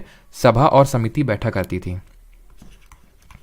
सभा होती थी कमिटी ऑफ फ्यू प्रिविलेज्ड, यानी कि बहुत जो प्रिविलेज्ड लोग हैं, जो अमीर लोग हैं हम बोल सकते हैं, जिनके पास ज़्यादा गाय हैं, वो लोग सभा में आएंगे। और समिति में कौन आएगा? आज अगर हम सभा शब्द का यूज़ करते हैं तो सभा की सभा लगी हुई है, मतलब आम लोगों की सभा लगी हुई। लेकिन अर्ली वैदिक एज में आम लोग नहीं होता था सभा का मतलब होता था जो खास लोग हैं वो होता था। समिति होती थी कमिटी ऑफ कॉमन पीपल, ये होती थी कमिटी ऑन कॉमन पीपल। और एक और होता था विधट, विधट करके, वो कमिटी होती थी रिलीजियस पर्पस के लिए, विधट करके होती थी, it was committee for religious purpose, religious purpose के लिए जो होती थी, ठीक है, क्लियर। तो ये जो सभा होती थी कहीं ना कहीं यही इलेक्ट करती थी किंग को, क्लियर। यहाँ पे कुछ इस तरह से डिवीजन था, अगर हम चीज़ों को देखें, कि एक कुल होता था, यानी एक फैमिली होती थी, ठीक है।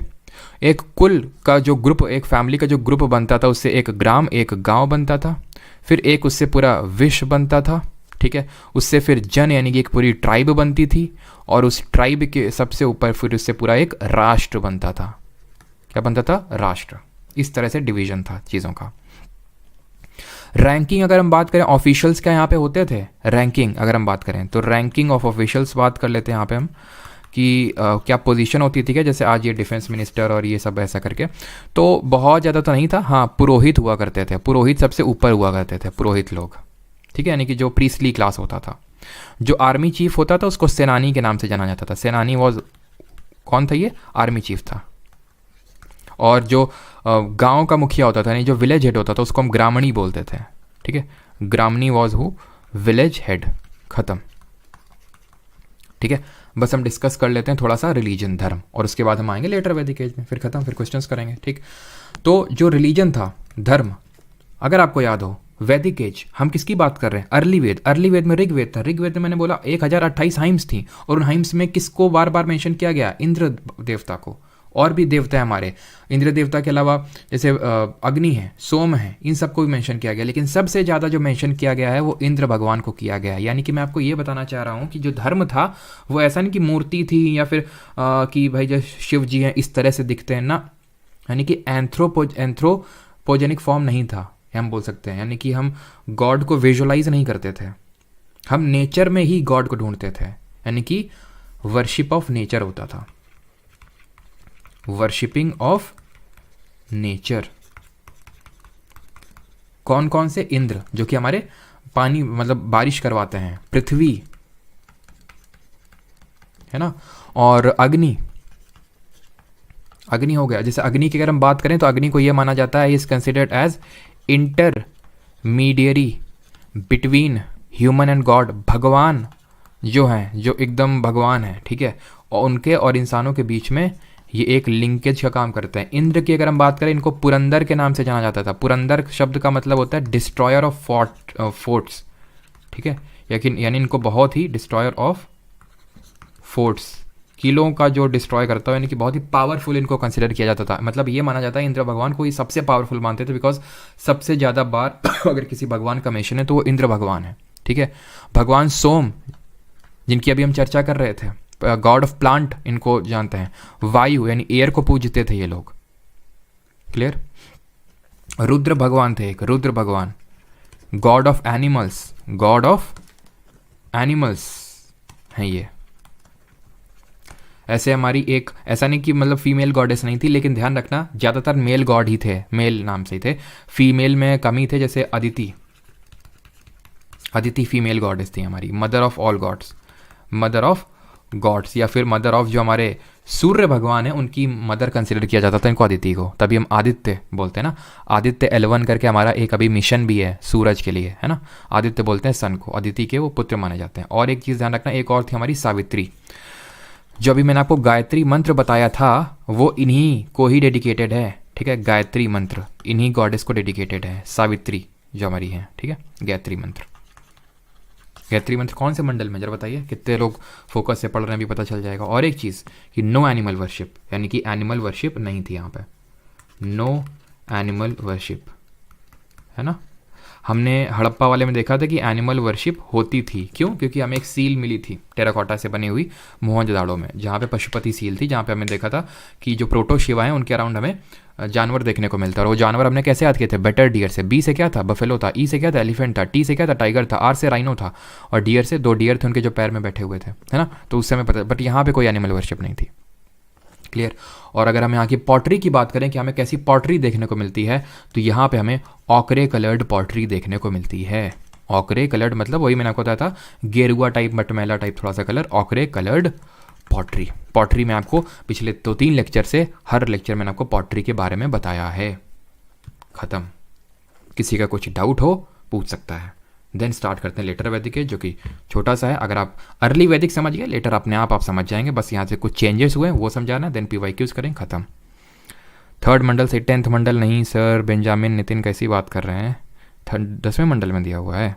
सुरेंद्र मेहता सही है, अनिरुद्ध सही है, राहुल, मयंक, पप्पू, कृष्णकांत, गर्ग सभी का सही है, ठीक है। अब आते हैं लेटर वैदिक पीरियड में। लेटर वैदिक पीरियड, उत्तर वैदिक काल, ये कौन सा पीरियड की बात हो रही है? 1000 BC से लेके 600 BC, ठीक है, तक की।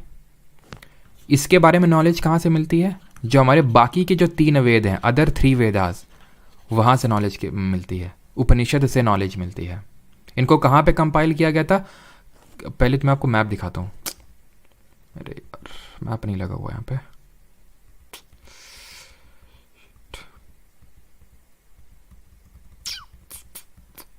चलो मैप में लगाना भूल गया एक्चुअली में, ठीक है। मुझे लगा कि मैंने मैप लगा दिया, लेकिन कोई नहीं। ये हुआ क्या, अभी मैंने आपको बताया था कि मैं रफ इंडिया का मैप ड्रॉ करता हूँ, ठीक है। मैं मैप इसीलिए लगा देता हूँ बिकॉज मुझे अपने ड्राइंग पे पूरा भरोसा है, ठीक है। तो ये लोग जब यहाँ पे आए आर्यंस लोग, तो अभी यहाँ पे सप्त सिंधु वाले एरिया में है। धीरे धीरे जब इनकी पॉपुलेशन बहुत ग्रो करने लगी, ये क्या होने लगे कि ये ट्राइब्स में बंटने लगे। ये ट्राइब अभी कहाँ पे, पंजाब वाले एरिया में अभी सिर्फ का वो है। धीरे धीरे पॉपुलेशन बढ़ने लगी, कबीले बनने लगे, ट्राइब बनने लगी, तो ये धीरे धीरे इधर की ओर भी माइग्रेट करना स्टार्ट किए। ये कौन सा एरिया है? ये गंगा यमुना द्वाब क्षेत्र बोलते हैं इसको। तो ये लोग गंगा यमुना द्वाब क्षेत्र में, हमें पता कैसे चला? जब हमने खुदाई करी तो यहाँ से जिस कलर की पॉटरी हमें मिली, वही टाइप की पॉटरी हमें वेदास में मेंशन दिखी। इसलिए हमने माना कि हाँ, ये जो लेटर वैदिक पीरियड में आर्यंस जो हैं अब और थोड़ा सा एक्सपैंड किए खुद को, पंजाब से और मूव किए वेस्टर्न यूपी की तरफ, ठीक है। तो यहाँ पे मैं ये लिख सकता हूँ कि Aryans expanded from Punjab to western UP, जो कि गंगा यमुना द्वाब है। अब ये जो गंगा यमुना द्वाब है, यहाँ पे 1-2 ट्राइब थी। जैसे मान लो, अभी द्वाब क्या होता है, ठीक है, रुको यहाँ पे पहले मुझे एक स्लाइड क्रिएट करने दो, बिकॉज मुझे आपको महाभारत सिखानी पड़ेगी अब, ठीक है। तो द्वाब क्या होता है, तो पहले मैं आपको द्वाब समझा देता हूँ। तो द्वाब होता है 2 नदियों के बीच में जो क्षेत्र होता है, उसको हम द्वाब बोलते हैं, ठीक है। 2 नदियों के बीच में जो क्षेत्र होता है, दैट इज कॉल्ड एज द्वाब। जैसे फॉर एग्जाम्पल ये गंगा नदी है, ये यमुना नदी है, इसके बीच का जो एरिया, इसको द्वाब बोलते हैं, ठीक। तो जो गंगा यमुना द्वाब था, ध्यान से सुनना इसको, इसके अपर पोर्शन में, जैसे ये द्वाब है, तो इसके अपर पोर्शन में एक ट्राइब रिसाइड करती थी। अपर पोर्शन में एक ट्राइब थी जिसका नाम था कुरु। इसका नाम क्या था? कुरु। और इसके निचले हिस्से में एक ट्राइब थी, यानी कि जो मिडिल, या फिर बोल सकते हैं ये लोअर हिस्सा हो गया, ये मिडिल, ठीक है। तो जो मिडिल पोर्शन हो गया, यहाँ पे एक ट्राइब रिसाइड करती थी, पांचाल। कुरु और पांचाल, इन लोगों ने कोलैबोरेट कर लिया, ठीक है। और इन्होंने अपनी कैपिटल बना ली हस्तिनापुर, जो प्रेजेंट डे मेरठ के पास पड़ती है यूपी में, हस्तिनापुर। अब हुआ क्या, ये जो कुरु ट्राइब है, कुरु ट्राइब में ही 2 क्लैन थे। इस कुरु ट्राइब में ही, जो कि आर्यन, देखो आर्यन आए थे, आर्यन फिर बाकी फिर बट गए, कुरु, पंचाल और बाकी में जो बटे हमें बहुत ज़्यादा तो पता नहीं है, लेकिन कुरु ट्राइब के बारे में पता है। कुरु ट्राइब के 2 क्लैन थे।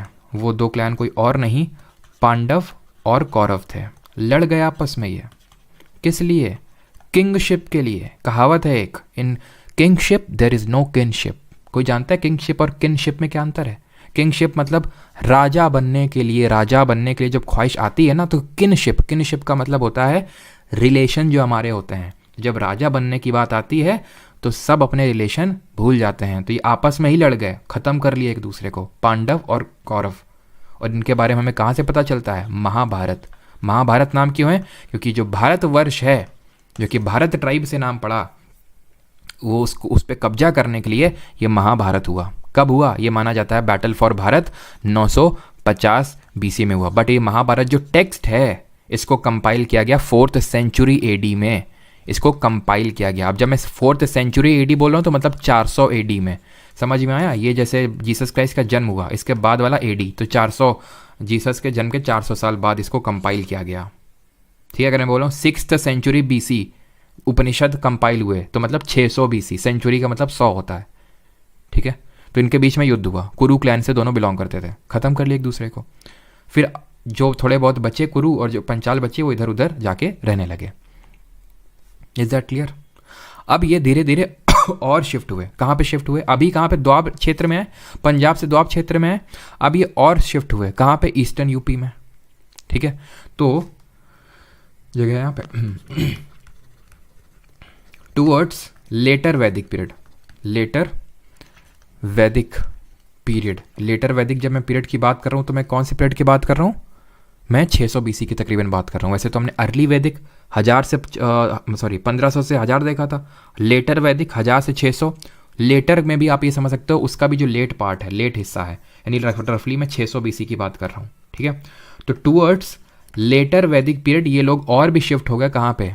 They shifted. मेरी राइटिंग काफ़ी अच्छी उसके लिए माफ़ी चाहूँगा, लेकिन चीज़ें हो सकता है समझ में तो आ ही रही हूँ आपकी। ठीक है, शिफ्टेड फ्रॉम द्वाब जो क्षेत्र था, Doab area, to eastern UP.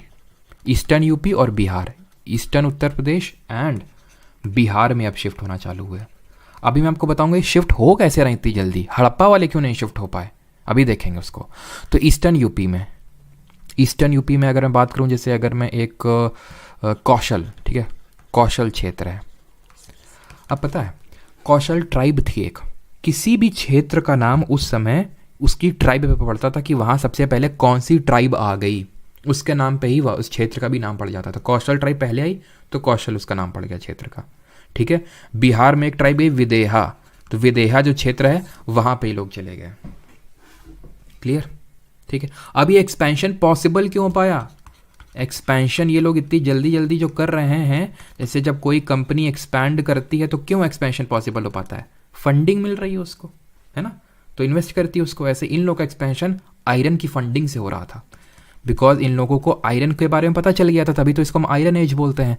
तो आयरन के जो वेपन्स यूज़ कर रहे थे, और क्योंकि आर्यंस ही तो हैं ये, और आर्यंस घोड़ों में हो सवार होके आए थे, रथ में चैरियट लेके आए थे, तो आयरन वेपन्स और हॉर्सेस की वजह से, क्योंकि हॉर्सेस हमें पता है कि बहुत ही मोबाइल जानवर होते हैं, मोबाइल इन दी सेंस कि बहुत कम टाइम में बहुत ज़्यादा जगह कवर कर लेता है, तो इनकी वजह से इतना एक्सपेंशन पॉसिबल हो पाया।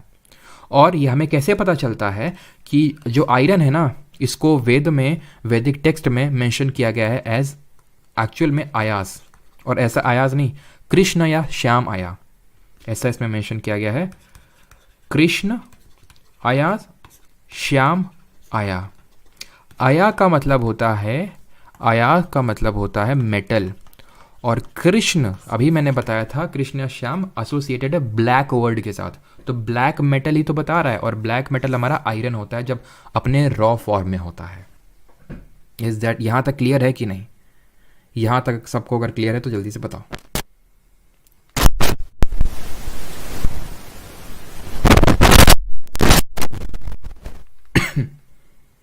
किसी को यहाँ तक कोई डाउट?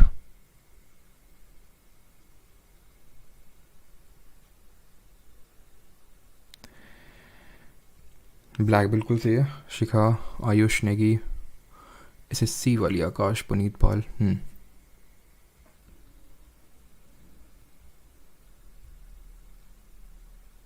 सर बीच में ऐड आ जाता है, ऐड भी आने लग गई सर। ऐड यार पता नहीं, मुझे हटानी पड़ेगी। ठीक है, एक्चुअली मैं सच्ची बताऊँ, मैंने ऐड वगैरह सब हटा रखी हैं।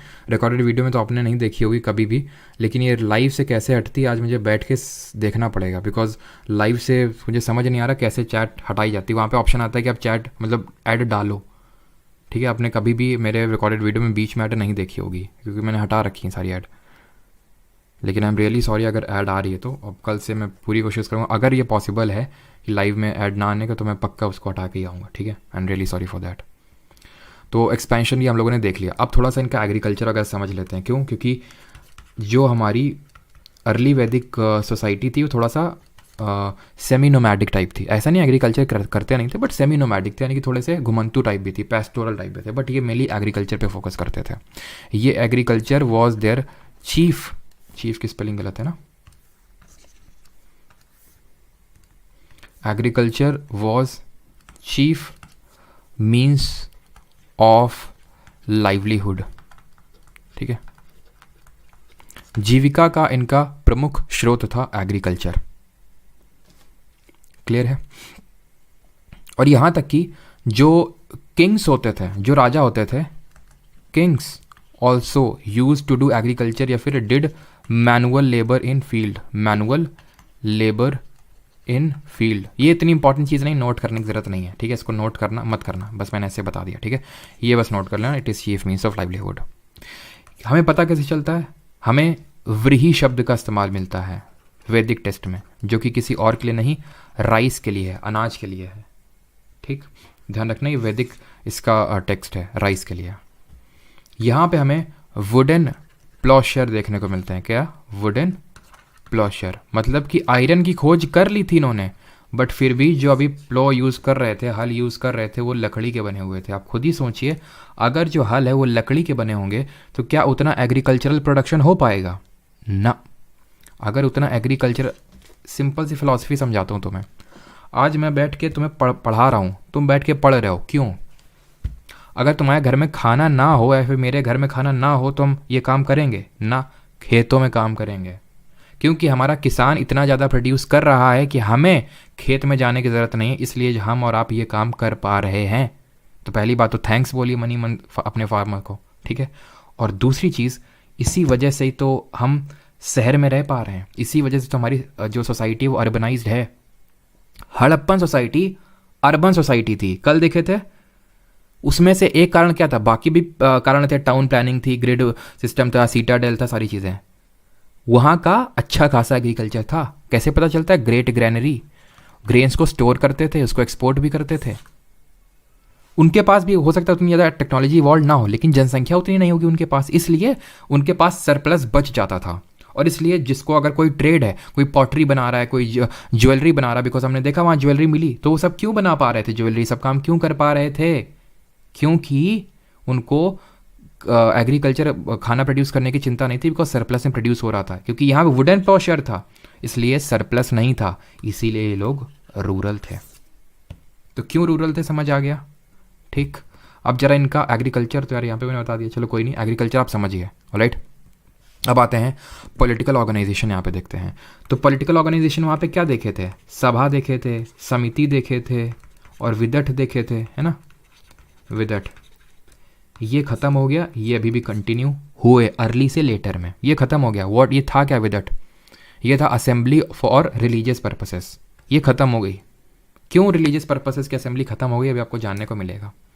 सभा समिति आपको पता है, सभा जो स्पेशल लोग थे, है ना, प्रिविलेज क्लास था, उसका कमिटी होता था, समिति नॉर्मल लोगों का, कॉमन लोगों का। एक और चेंज हुआ यहाँ पे,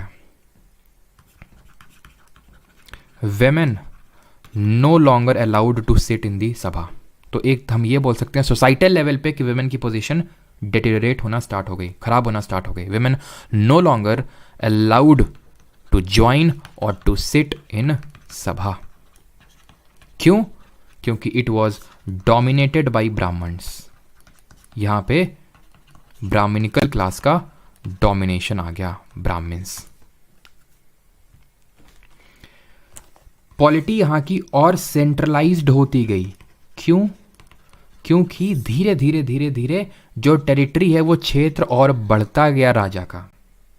पता है उस समय कैसे क्षेत्र बढ़ाया जाता था? अश्वमेघ यज्ञ के बारे में आपने जरूर सुना होगा। होता ये था कि अश्व जो होता था उसको छोड़ दिया जाता था, यानी घोड़ा, अश्व का मतलब घोड़ा होता है, छोड़ दिया जाता था। जिस भी टेरिटरी में अगर वो गया, अगर मान लो कि आपका घोड़ा मेरी टेरिटरी में आ गया, ठीक है, तो अगर मैंने उसको रोक लिया, मतलब मैंने ये मान लिया कि मैंने आपको चैलेंज कर रहा हूँ, मैंने आपके घोड़े को रोक लिया, यानी अब हमारे और तुम्हारे बीच में युद्ध होगा। अगर हमने नहीं रोका तुम्हारे घोड़े को तो घोड़ा आ गया, मतलब हम ये एक्सेप्ट करते हैं कि तुम ही हमारे राजा हो, ठीक, कोई युद्ध नहीं होगा और वो टेरिटरी तुम्हारी हो गई अब से। और आगे जाएगा, जहाँ जहाँ जाएगा, ठीक है, वो उतनी टेरिटरी हो जाएगी, और जब वो वापस आएगा घोड़ा तो उसकी बलि दी जाएगी। ये माना जाता था कि वो टेरिटरी जहाँ जहाँ घोड़ा गया वो घोड़े की हो गई, अब घोड़े से हमें ट्रांसफ़र करनी है तो उसको घोड़े को मार दिया जाता था। बेचारे बताओ, घोड़ा इतना काम किया, टेरिटरी दी और उसको मार डाला, तो उसी को बोलते हैं अश्वमेध यज्ञ। तो ये धीरे धीरे टेरिटरी बढ़ती गई इन लोगों की, और इस वजह से जब टेरिटरी बढ़ती गई तो किंगशिप बढ़ती गई, और किंग जो है राजा और प्रमुख होता गया और प्रमुख होता गया। और इस किंग को सभी क्या देते थे, वॉलेंट्री ऑफरिंग देते थे, बाली जिसको बोलते हैं। वॉलेंट्री ऑफरिंग का मतलब क्या होता है, अपने आप से जो लोग दे रहे हैं, किसको, किंग को। तो बाली अगर पूछ ले what is Bali in the Vedic age, it is a voluntary offering to the king. Society पे आते हैं। वर्ण सिस्टम अभी भी एग्जिस्ट कर रहा था, लेकिन ख़राब हो गया था। अभी वर्ण सिस्टम कैसे ख़राब हो गया था, थोड़ा सा अगर मैं बात करूं तो वर्ण सिस्टम यहाँ पे ये था कि ब्राह्मणिकल का क्लास का एकदम डोमिनेशन था। मतलब ऐसा था कि ब्राह्मण्स और जो क्षत्रिय थे ये आपस में कोलैबोरेट करके जो नीचे तबका था, वैश्य और शूद्र, इन पे डोमिनेट करना चाहते थे, इन पे राज करना चाहते थे, ठीक। और यहाँ तक कि शूद्र को तो बहुत ही लोअर लेवल में कंसिडर किया गया। ब्राह्मण्स का काम फिक्स हो चुका था। क्या फिक्स था, हो चुका था कि ये रिसाइट करेंगे, जो ये यज्ञ परफॉर्म करेंगे, है ना, जो किंग वगैरह हैं जो सैक्रिफाइसेस करेंगे वो ब्राह्मण्स ही करेंगे, और उसके बदले में लैंड देंगे, जमीन देंगे। क्षत्रिय किसको, ब्राह्मण्स को। जो किंग्स हैं, किंग्स कौन होते थे, क्षत्रिय होते थे, ये इनको लैंड देंगे ब्राह्मण्स को। तो इस तरह से दोनों लोगों का कोलैबोरेशन चलता था। वैश्य ये इनका ट्रेड का काम होता था मेनली, ठीक है, और शूद्र को एक एज अ सर्वेंट देखा गया, ठीक है। इसीलिए धीरे धीरे हमारी सोसाइटी और ख़राब होती चली गई। तो ये लेटर वैदिक एज में स्टार्ट हुआ।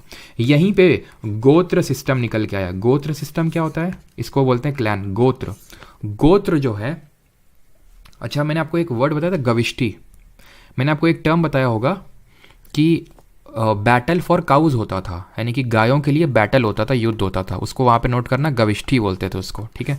गविष्ठी, बैटल फॉर काउज कहाँ होता था, अर्ली वैदिक एज में, बैटल फॉर काउज। क्लियर। तो सोसाइटी में एक चीज़ तो क्लियर है कि वर्ण सिस्टम खराब हो गया था और वेमेन की कंडीशन खराब हो गई थी। वेमेन कंडीशन, यहाँ पे मैं लिख देता हूँ, कंडीशन ऑफ वेमेन डेटेरियोरेटेड, खराब होना स्टार्ट हो गई, ठीक। गोत्र सिस्टम यहां से एमर्ज हुआ। गोत्र क्या होता है, गोत्र का मतलब होता है एंशिएंट टाइम्स में काउ पेन। काउ पेन मतलब जहां पे हम सब की गाय बंधती हैं। जैसे फॉर एग्जांपल आज में अगर आप गांव में जाते हैं तो आप आइडेंटिफाई कर पाएंगे कि ठीक है आप आपका घर है, आपके बगल में हो सकता है कि आपके बाबा के भाई का घर हो। बाबा के आपके मान लेते हैं, जैसे मेरे अगर मैं पर्सनल बात करूं तो मेरे बाबा के आई थिंक ऐसे 3-4 भाई हैं, तो उन लोगों के सब लोगों का घर आसपास ही है, ठीक है। तो उनके जो मान लो नाती पोते हुए वो मेरे, अगर मैं बात करूं तो मेरे भाई बहन ही लगे, ठीक है।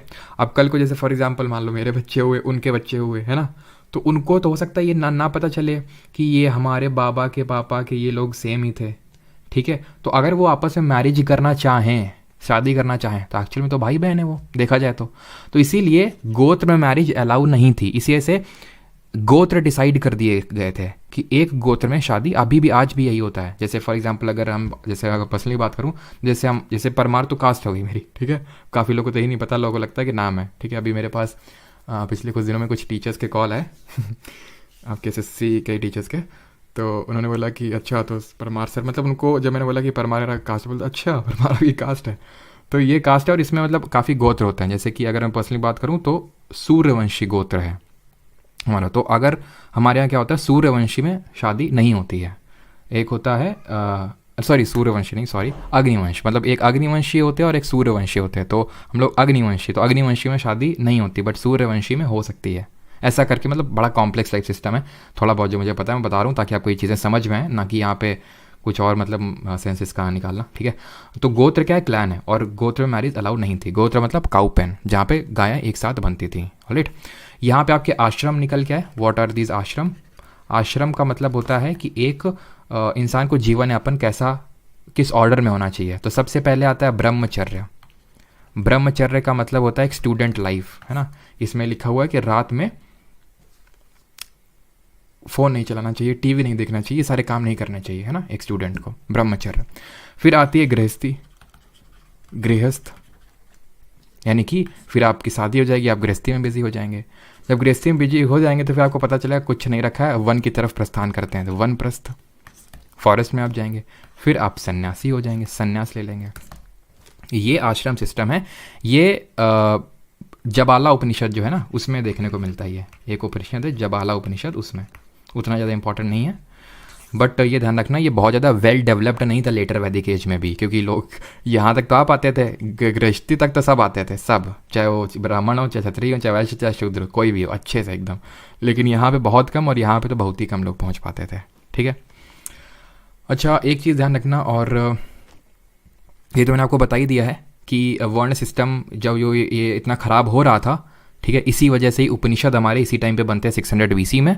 और जो प्रीस्टली डोमिनेशन है उसके खिलाफ स्ट्रॉन्ग, एक तरह से हम बोल सकते हैं कि विरोध आ रहा था, जिसकी वजह से हमारे बाकी जो धर्म है, जैनिज़्म, बुद्धिज़्म, यहाँ से ओरिजिनेट होना स्टार्ट हुए। तो अब आप एक हर चीज़ को लिंक कर पा रहे होंगे कि हम इसके बाद क्यों जैनिज़्म, बुद्धिज़्म पढ़ेंगे, हम इसके बाद क्यों महाजनपद पढ़ेंगे, क्योंकि ये जो आर्यन ट्राइब है, अभी जो मैंने बताया, कुरु, पांचाल, और ये जो कौशल, विदेहा, बस ये शिफ्ट हो रहे हैं ईस्टर्न यूपी और बिहार में। यहीं तो पूरा अभी हम महाजनपद पढ़ेंगे, यहीं पे तो सारे डेवलप हुए हमारे। तो क्यों धीरे धीरे सारी चीज़ें लिंक्ड हैं, अब आपको चीज़ें समझ में आने लगी होंगी। ठीक है, और गॉड्स की अगर बात करें, और एक चीज़ ध्यान रखना कि यहाँ पे अगर विवाह की बात करें तो अनुलोम विवाह, मतलब जैसे गोत्र की मैंने चर्चा करी, तो अनुलोम विवाह एक तरह का विवाह होता है, ये परमिटेड था, बट प्रतिलोम विवाह परमिटेड नहीं था। ये अनुलोम और प्रतिलोम क्या होता है? प्रतिलोम विवाह। अनुलोम विवाह का मतलब होता है कि जो लड़का है वो हायर कास्ट से है, लड़की लोअर कास्ट से है ना, वो मैरिज अलाउड है। इसका उल्टा, लड़की हायर कास्ट से और लड़का लोअर कास्ट से, ये अलाउड नहीं है। अच्छा, कोई बताएगा, किसी को पता है लव मैरिज के लिए क्या यहाँ पे यूज़ था? लव मैरिज के लिए भी एक टर्म यहाँ पे यूज़ किया गया था, उसको नाम दिया गया था गंधर्व विवाह। जैसे अनुलोम विवाह, प्रतिलोम विवाह, ऐसे लव मैरिज को गंधर्व विवाह। ठीक है, गॉड्स की बात करें तो इंद्र जी जो है, अब इंद्र जी की छुट्टी हो चुकी थी धीरे धीरे। क्यों? अब आर्यंस पहले वहाँ रहते थे ना सेंट्रल एशिया में, तो वहाँ पे ऐसा था कि बारिश होती नहीं थी। यहाँ इंडिया में तो खूब बारिश होती थी मानसून में, तो उनको लगा अच्छा बारिश तो हो रही है, तो फिर हटो। अब जैसे फॉर एग्जांपल, अब तुम्हारा कल रिजल्ट आने वाला है, ठीक है, भगवान से पूजा कर रहे हो तुम खूब कि एक काम की, जो एक गाना करके भी है ना कि एक काम की, जैसे करके, पता मुझे याद नहीं है, तो आप मतलब एकदम कि भगवान भगवान भगवान भगवान पूरे दिन करोगे। रिजल्ट आ गया, ठीक है, काहे भगवान? कौन भगवान? हम तो इनकम टैक्स ऑफिसर हैं भाई। ठीक है, होंगे भगवान अपनी जगह, लेकिन हम भी तो इनकम टैक्स ऑफिसर हैं।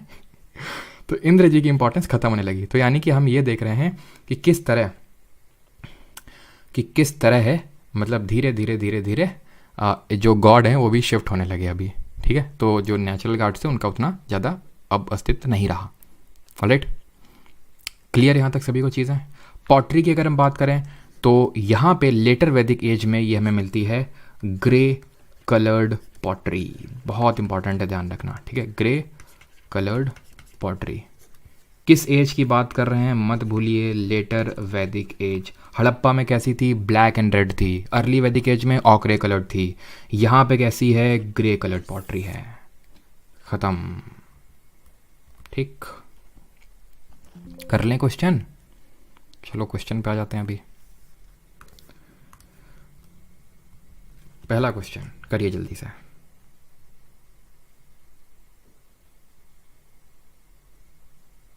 मोए मोए हो गया। ये मोए मोए क्या होता है भाई? मोए मोए सेकंड पार्ट नहीं मिल रहा। सेकंड पार्ट ऐप में मिलेगा रंजन जी, ये आपको पता होना चाहिए। जिन लोगों को नहीं पता है, ये बैच की क्लासेस हैं जो मैं लाइव स्ट्रीम फ्री करता हूँ यूट्यूब पे, लेकिन क्योंकि बैच की हैं इसलिए रिकॉर्डिंग, नोट्स, सारी चीज़ें जो हैं वो एप्लीकेशन पे रहती हैं, है ना। नॉट बर्निंग क्या? अभी और कराओ। अच्छा,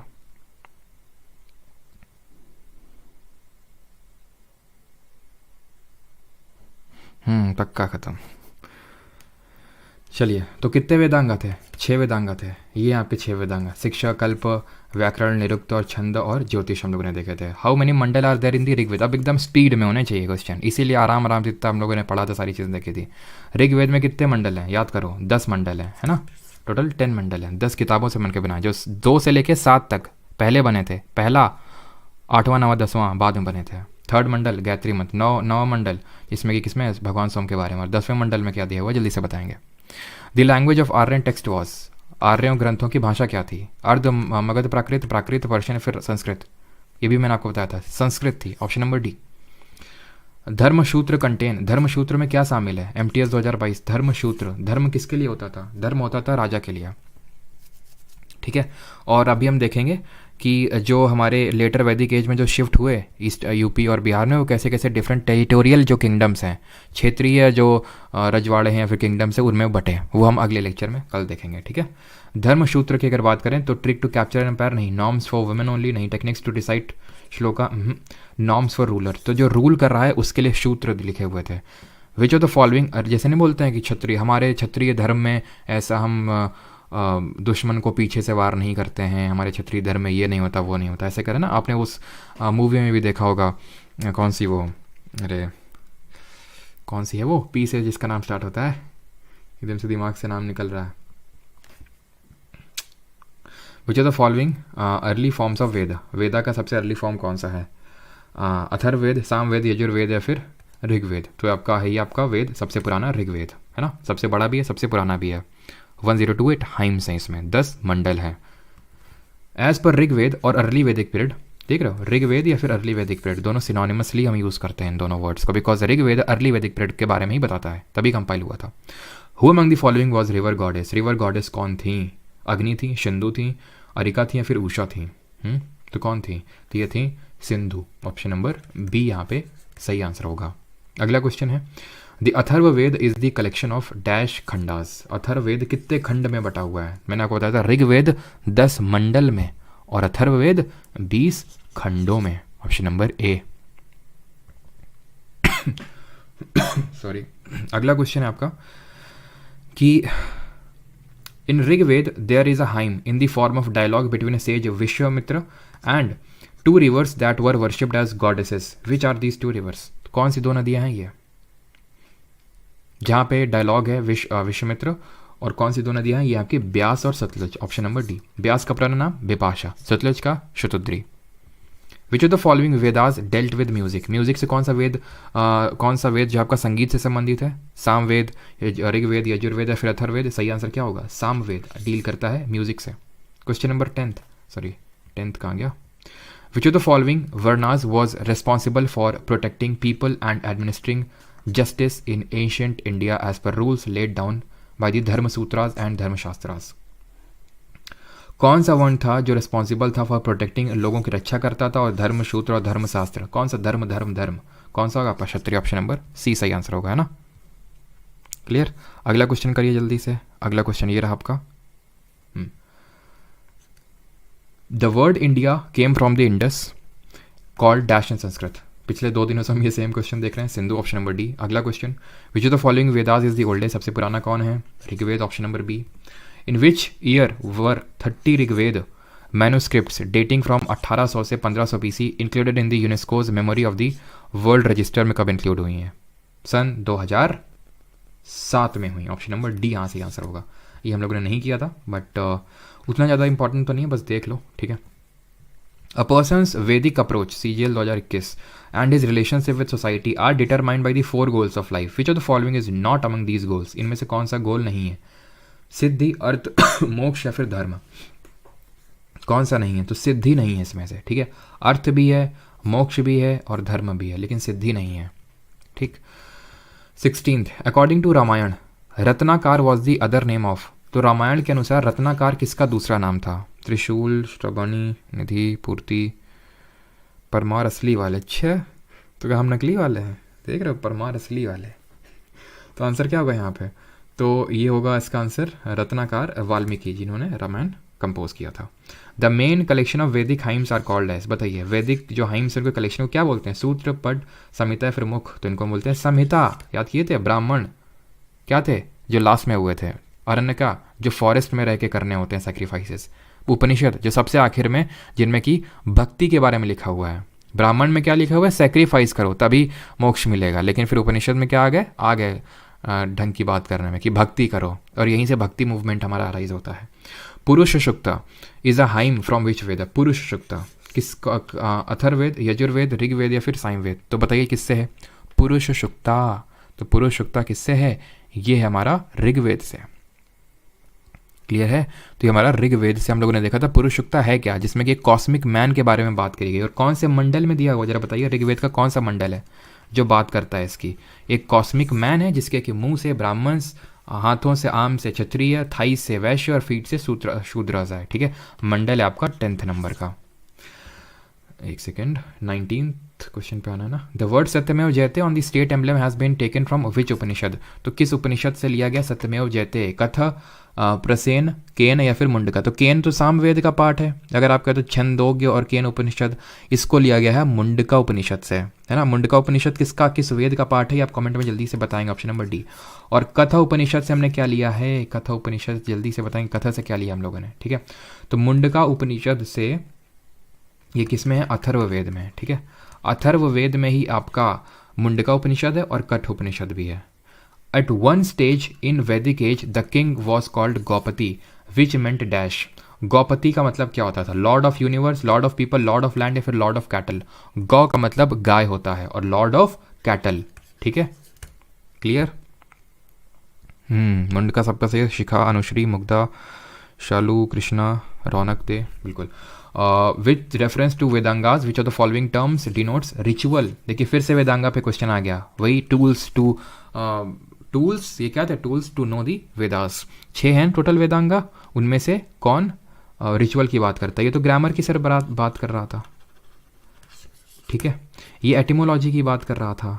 ठीक है, कल्प बात कर रहा था रिचुअल की। शिक्षा किसकी बात कर रहा था? फिनोटाइप की, यानी कि किस तरह से प्रोनाउंसिएशन होना चाहिए। कल्प बात कर रहा था रिचुअल की। ज्योति लाइट की। 22 which of the following is false as per the Vedic history के अकॉर्डिंग? कौन सा फॉल्स है यहाँ पे? ये लास्ट क्वेश्चन पता नहीं, लेकिन टोटल 25 क्वेश्चन करेंगे। इसके बाद जितने क्वेश्चन होंगे वो आपका होमवर्क होगा। ठीक है, तो ये हम लोग का 22वां नंबर सवाल है। तो कौन सा गलत है ये पूछा ना। तो क्षत्रिय और warrior rulers came from Purusha's arms, बिल्कुल आर्म से आए थे ये।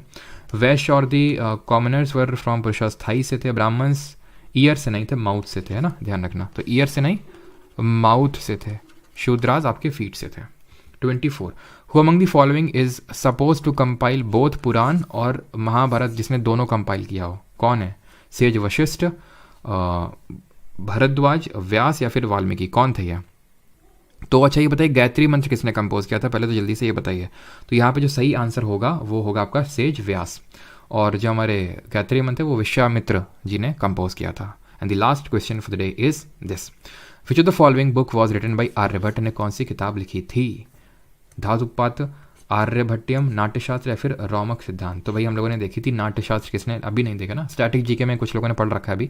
तो ये हम लोगों ने देखा था, किसने लिखी है? जल्दी से बताइए। बी से नाम उनका स्टार्ट होता है। आंसर यहाँ पे आर्यभट्टियम होगा। ठीक है, नाट्यशास्त्र भरत मुनि ने कंपोज की है, जिसको कि हम 5th वेद के नाम से भी जानते हैं, 5वें वेद के नाम से भी जानते हैं इसको, जिसको कि भरत मुनि ने कंपोज किया है, ध्यान रखना। ठीक है, भरत मुनि ने। अब देख लेते हैं कितने क्या क्वेश्चन हैं। ये आपको होमवर्क के लिए क्वेश्चन करने हैं। आपको PDF मिल जाएगी इसकी प्राइवेट टेलीग्राम चैनल पे। मैं दिखा देता हूँ बाकी भी लोगों को, ताकि जो लोग बैच में नहीं हैं तो वो भी देख लें क्वेश्चंस को। ठीक है, चलिए। तो आई होप सबको अच्छे से क्लियर हो गया है। आज थोड़ी क्लास लेट चली बिकॉज क्लास हुई थी लेट स्टार्ट। ऐसे क्लास 7:35 तक स्टार्ट होती है, आज 7:50 पे स्टार्ट हुई है, तो इसी वजह से थोड़ा सा वही 15 मिनट का डिले है। ऑलराइट, बट हमारा टॉपिक हो गया अच्छे से कंप्लीट, है ना। क्वेश्चंस भी कर लिए, सब कुछ देख लिया और समझा भी मैंने दिया आपको, और नोट्स भी आपके बन गए, सारे काम हो गए। ठीक है, बाकी जिन लोगों को नहीं पता है, ये हम लोग की बैच की क्लासेस हैं। आप बैच में एनरोल कर सकते हैं परमार अकेडमी ऐप में जाके। ठीक है, जिन लोगों को नहीं पता है कोर्सेज सेक्शन में जाइएगा, वहाँ पे आपको दिख जाएगा SSC GK 2.0। क्लियर। और काफ़ी लोग बैच को प्राइस को लेकर भी बोलते रहते हैं कि सर हमारा इतना नहीं है, ऐसा कुछ। तो मैंने टेलीग्राम पे भी डाला था कि आप मल्टीपल लोग करके भी इसको ले सकते हैं। ठीक है, कोलैब करके भी ले सकते हैं, क्योंकि ये जो कोर्स है वो मल्टीपल डिवाइस है। तो हमारे ऊपर होता है कि हम मल्टीपल डिवाइसेस में उसको करें या फिर ना करें, बट मैंने कर रखा है अपने साइट से कि आप मल्टीपल डिवाइसेस पे लॉगिन कर सकते हैं। यानी आप हो गया या फिर आपका कोई फ्रेंड हो गया, तो but at the same time नहीं कर पाएंगे। ऐसे नहीं कि आप भी इसी टाइम, मतलब ये तो इसी वजह से क्लास यूट्यूब पे लाइव हो रही है। ठीक है, बाकी जैसे रिकॉर्डेड है, आप किसी एक पर्टिकुलर टाइम पे देख लो, सुबह आपका फ्रेंड शाम को देख ले, इस तरह से आप एडजस्ट कर लें और वहाँ पे आप उस तरह से कर सकते हैं। ठीक है, तो वो उसमें मुझे कोई प्रॉब्लम नहीं है। आप कितने भी लोग लें, ठीक है। कलुआ कारीगर बोल रहे हैं, हमें भूल गया परमार सर। तुम्हें कैसे भूल सकते हैं कलुआ कारीगर? तुम तो हमारे कुछ चुनिंदा स्टूडेंट्स में एक हो, तुम तो हमारे खास स्टूडेंट हो।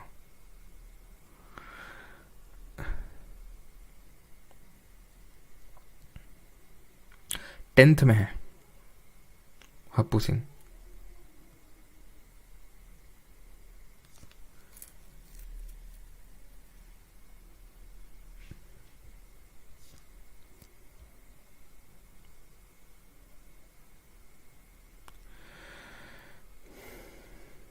बिल्कुल मिल जाएगा प्रकाश शप, ठीक है, मिल जाएगा, ठीक है, उसमें भी। थ्रोट तो यार पता नहीं क्या ही हो रखा है, थोड़ा सा नॉर्मल पानी पी लो, जैसे भी नॉर्मल पानी पी लिया था तो फिर से थोड़ा सा वही।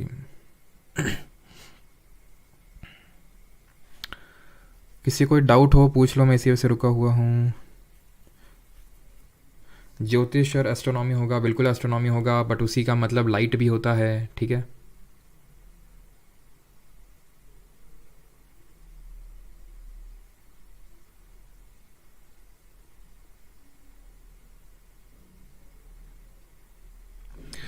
उसी का मतलब लाइट भी होता है, ठीक है, तो आप एस्ट्रोनॉमी भी वहाँ पे लिख सकते हैं।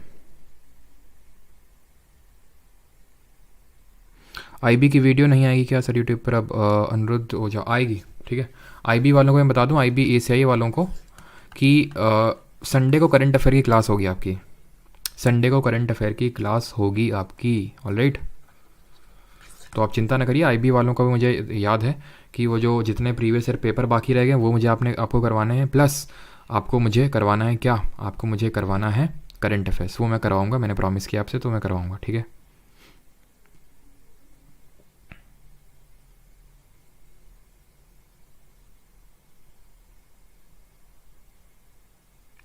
चलिए भाई, थैंक यू सभी को। आई होप किसी को डाउट नहीं है। आपका रियल नेम बताओ, क्लास की टाइमिंग चेंज कर दीजिए।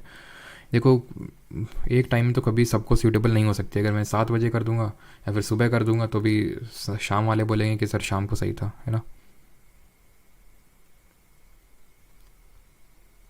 नंबर दे दीजिए।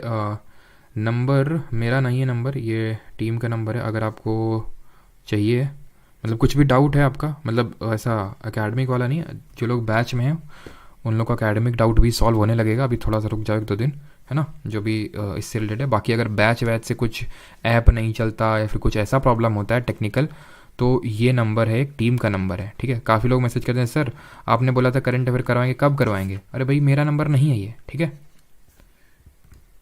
ठीक, ये मेरा नंबर नहीं है। तो उसी हिसाब से कमेंट, मतलब आप मैसेज करिएगा अगर ऐप में कुछ प्रॉब्लम है या फिर वैसा कुछ, ठीक है। तो ये टेक्निकल टीम मेंबर लिख सकता है यहाँ पे ना, नॉट माई नंबर, और ओनली व्हाट्सएप है इसमें सिर्फ, ठीक है, ओनली व्हाट्सएप। इसको मैं हटा देता हूँ बिकॉज कई जगहों में पीपीटी चली जाती है, सर्कुलेट हो जाती है, देन लोग फिर है। चलिए, थैंक यू भाई, मिलते हैं कल 6:30 PM पे नेक्स्ट चैप्टर के साथ।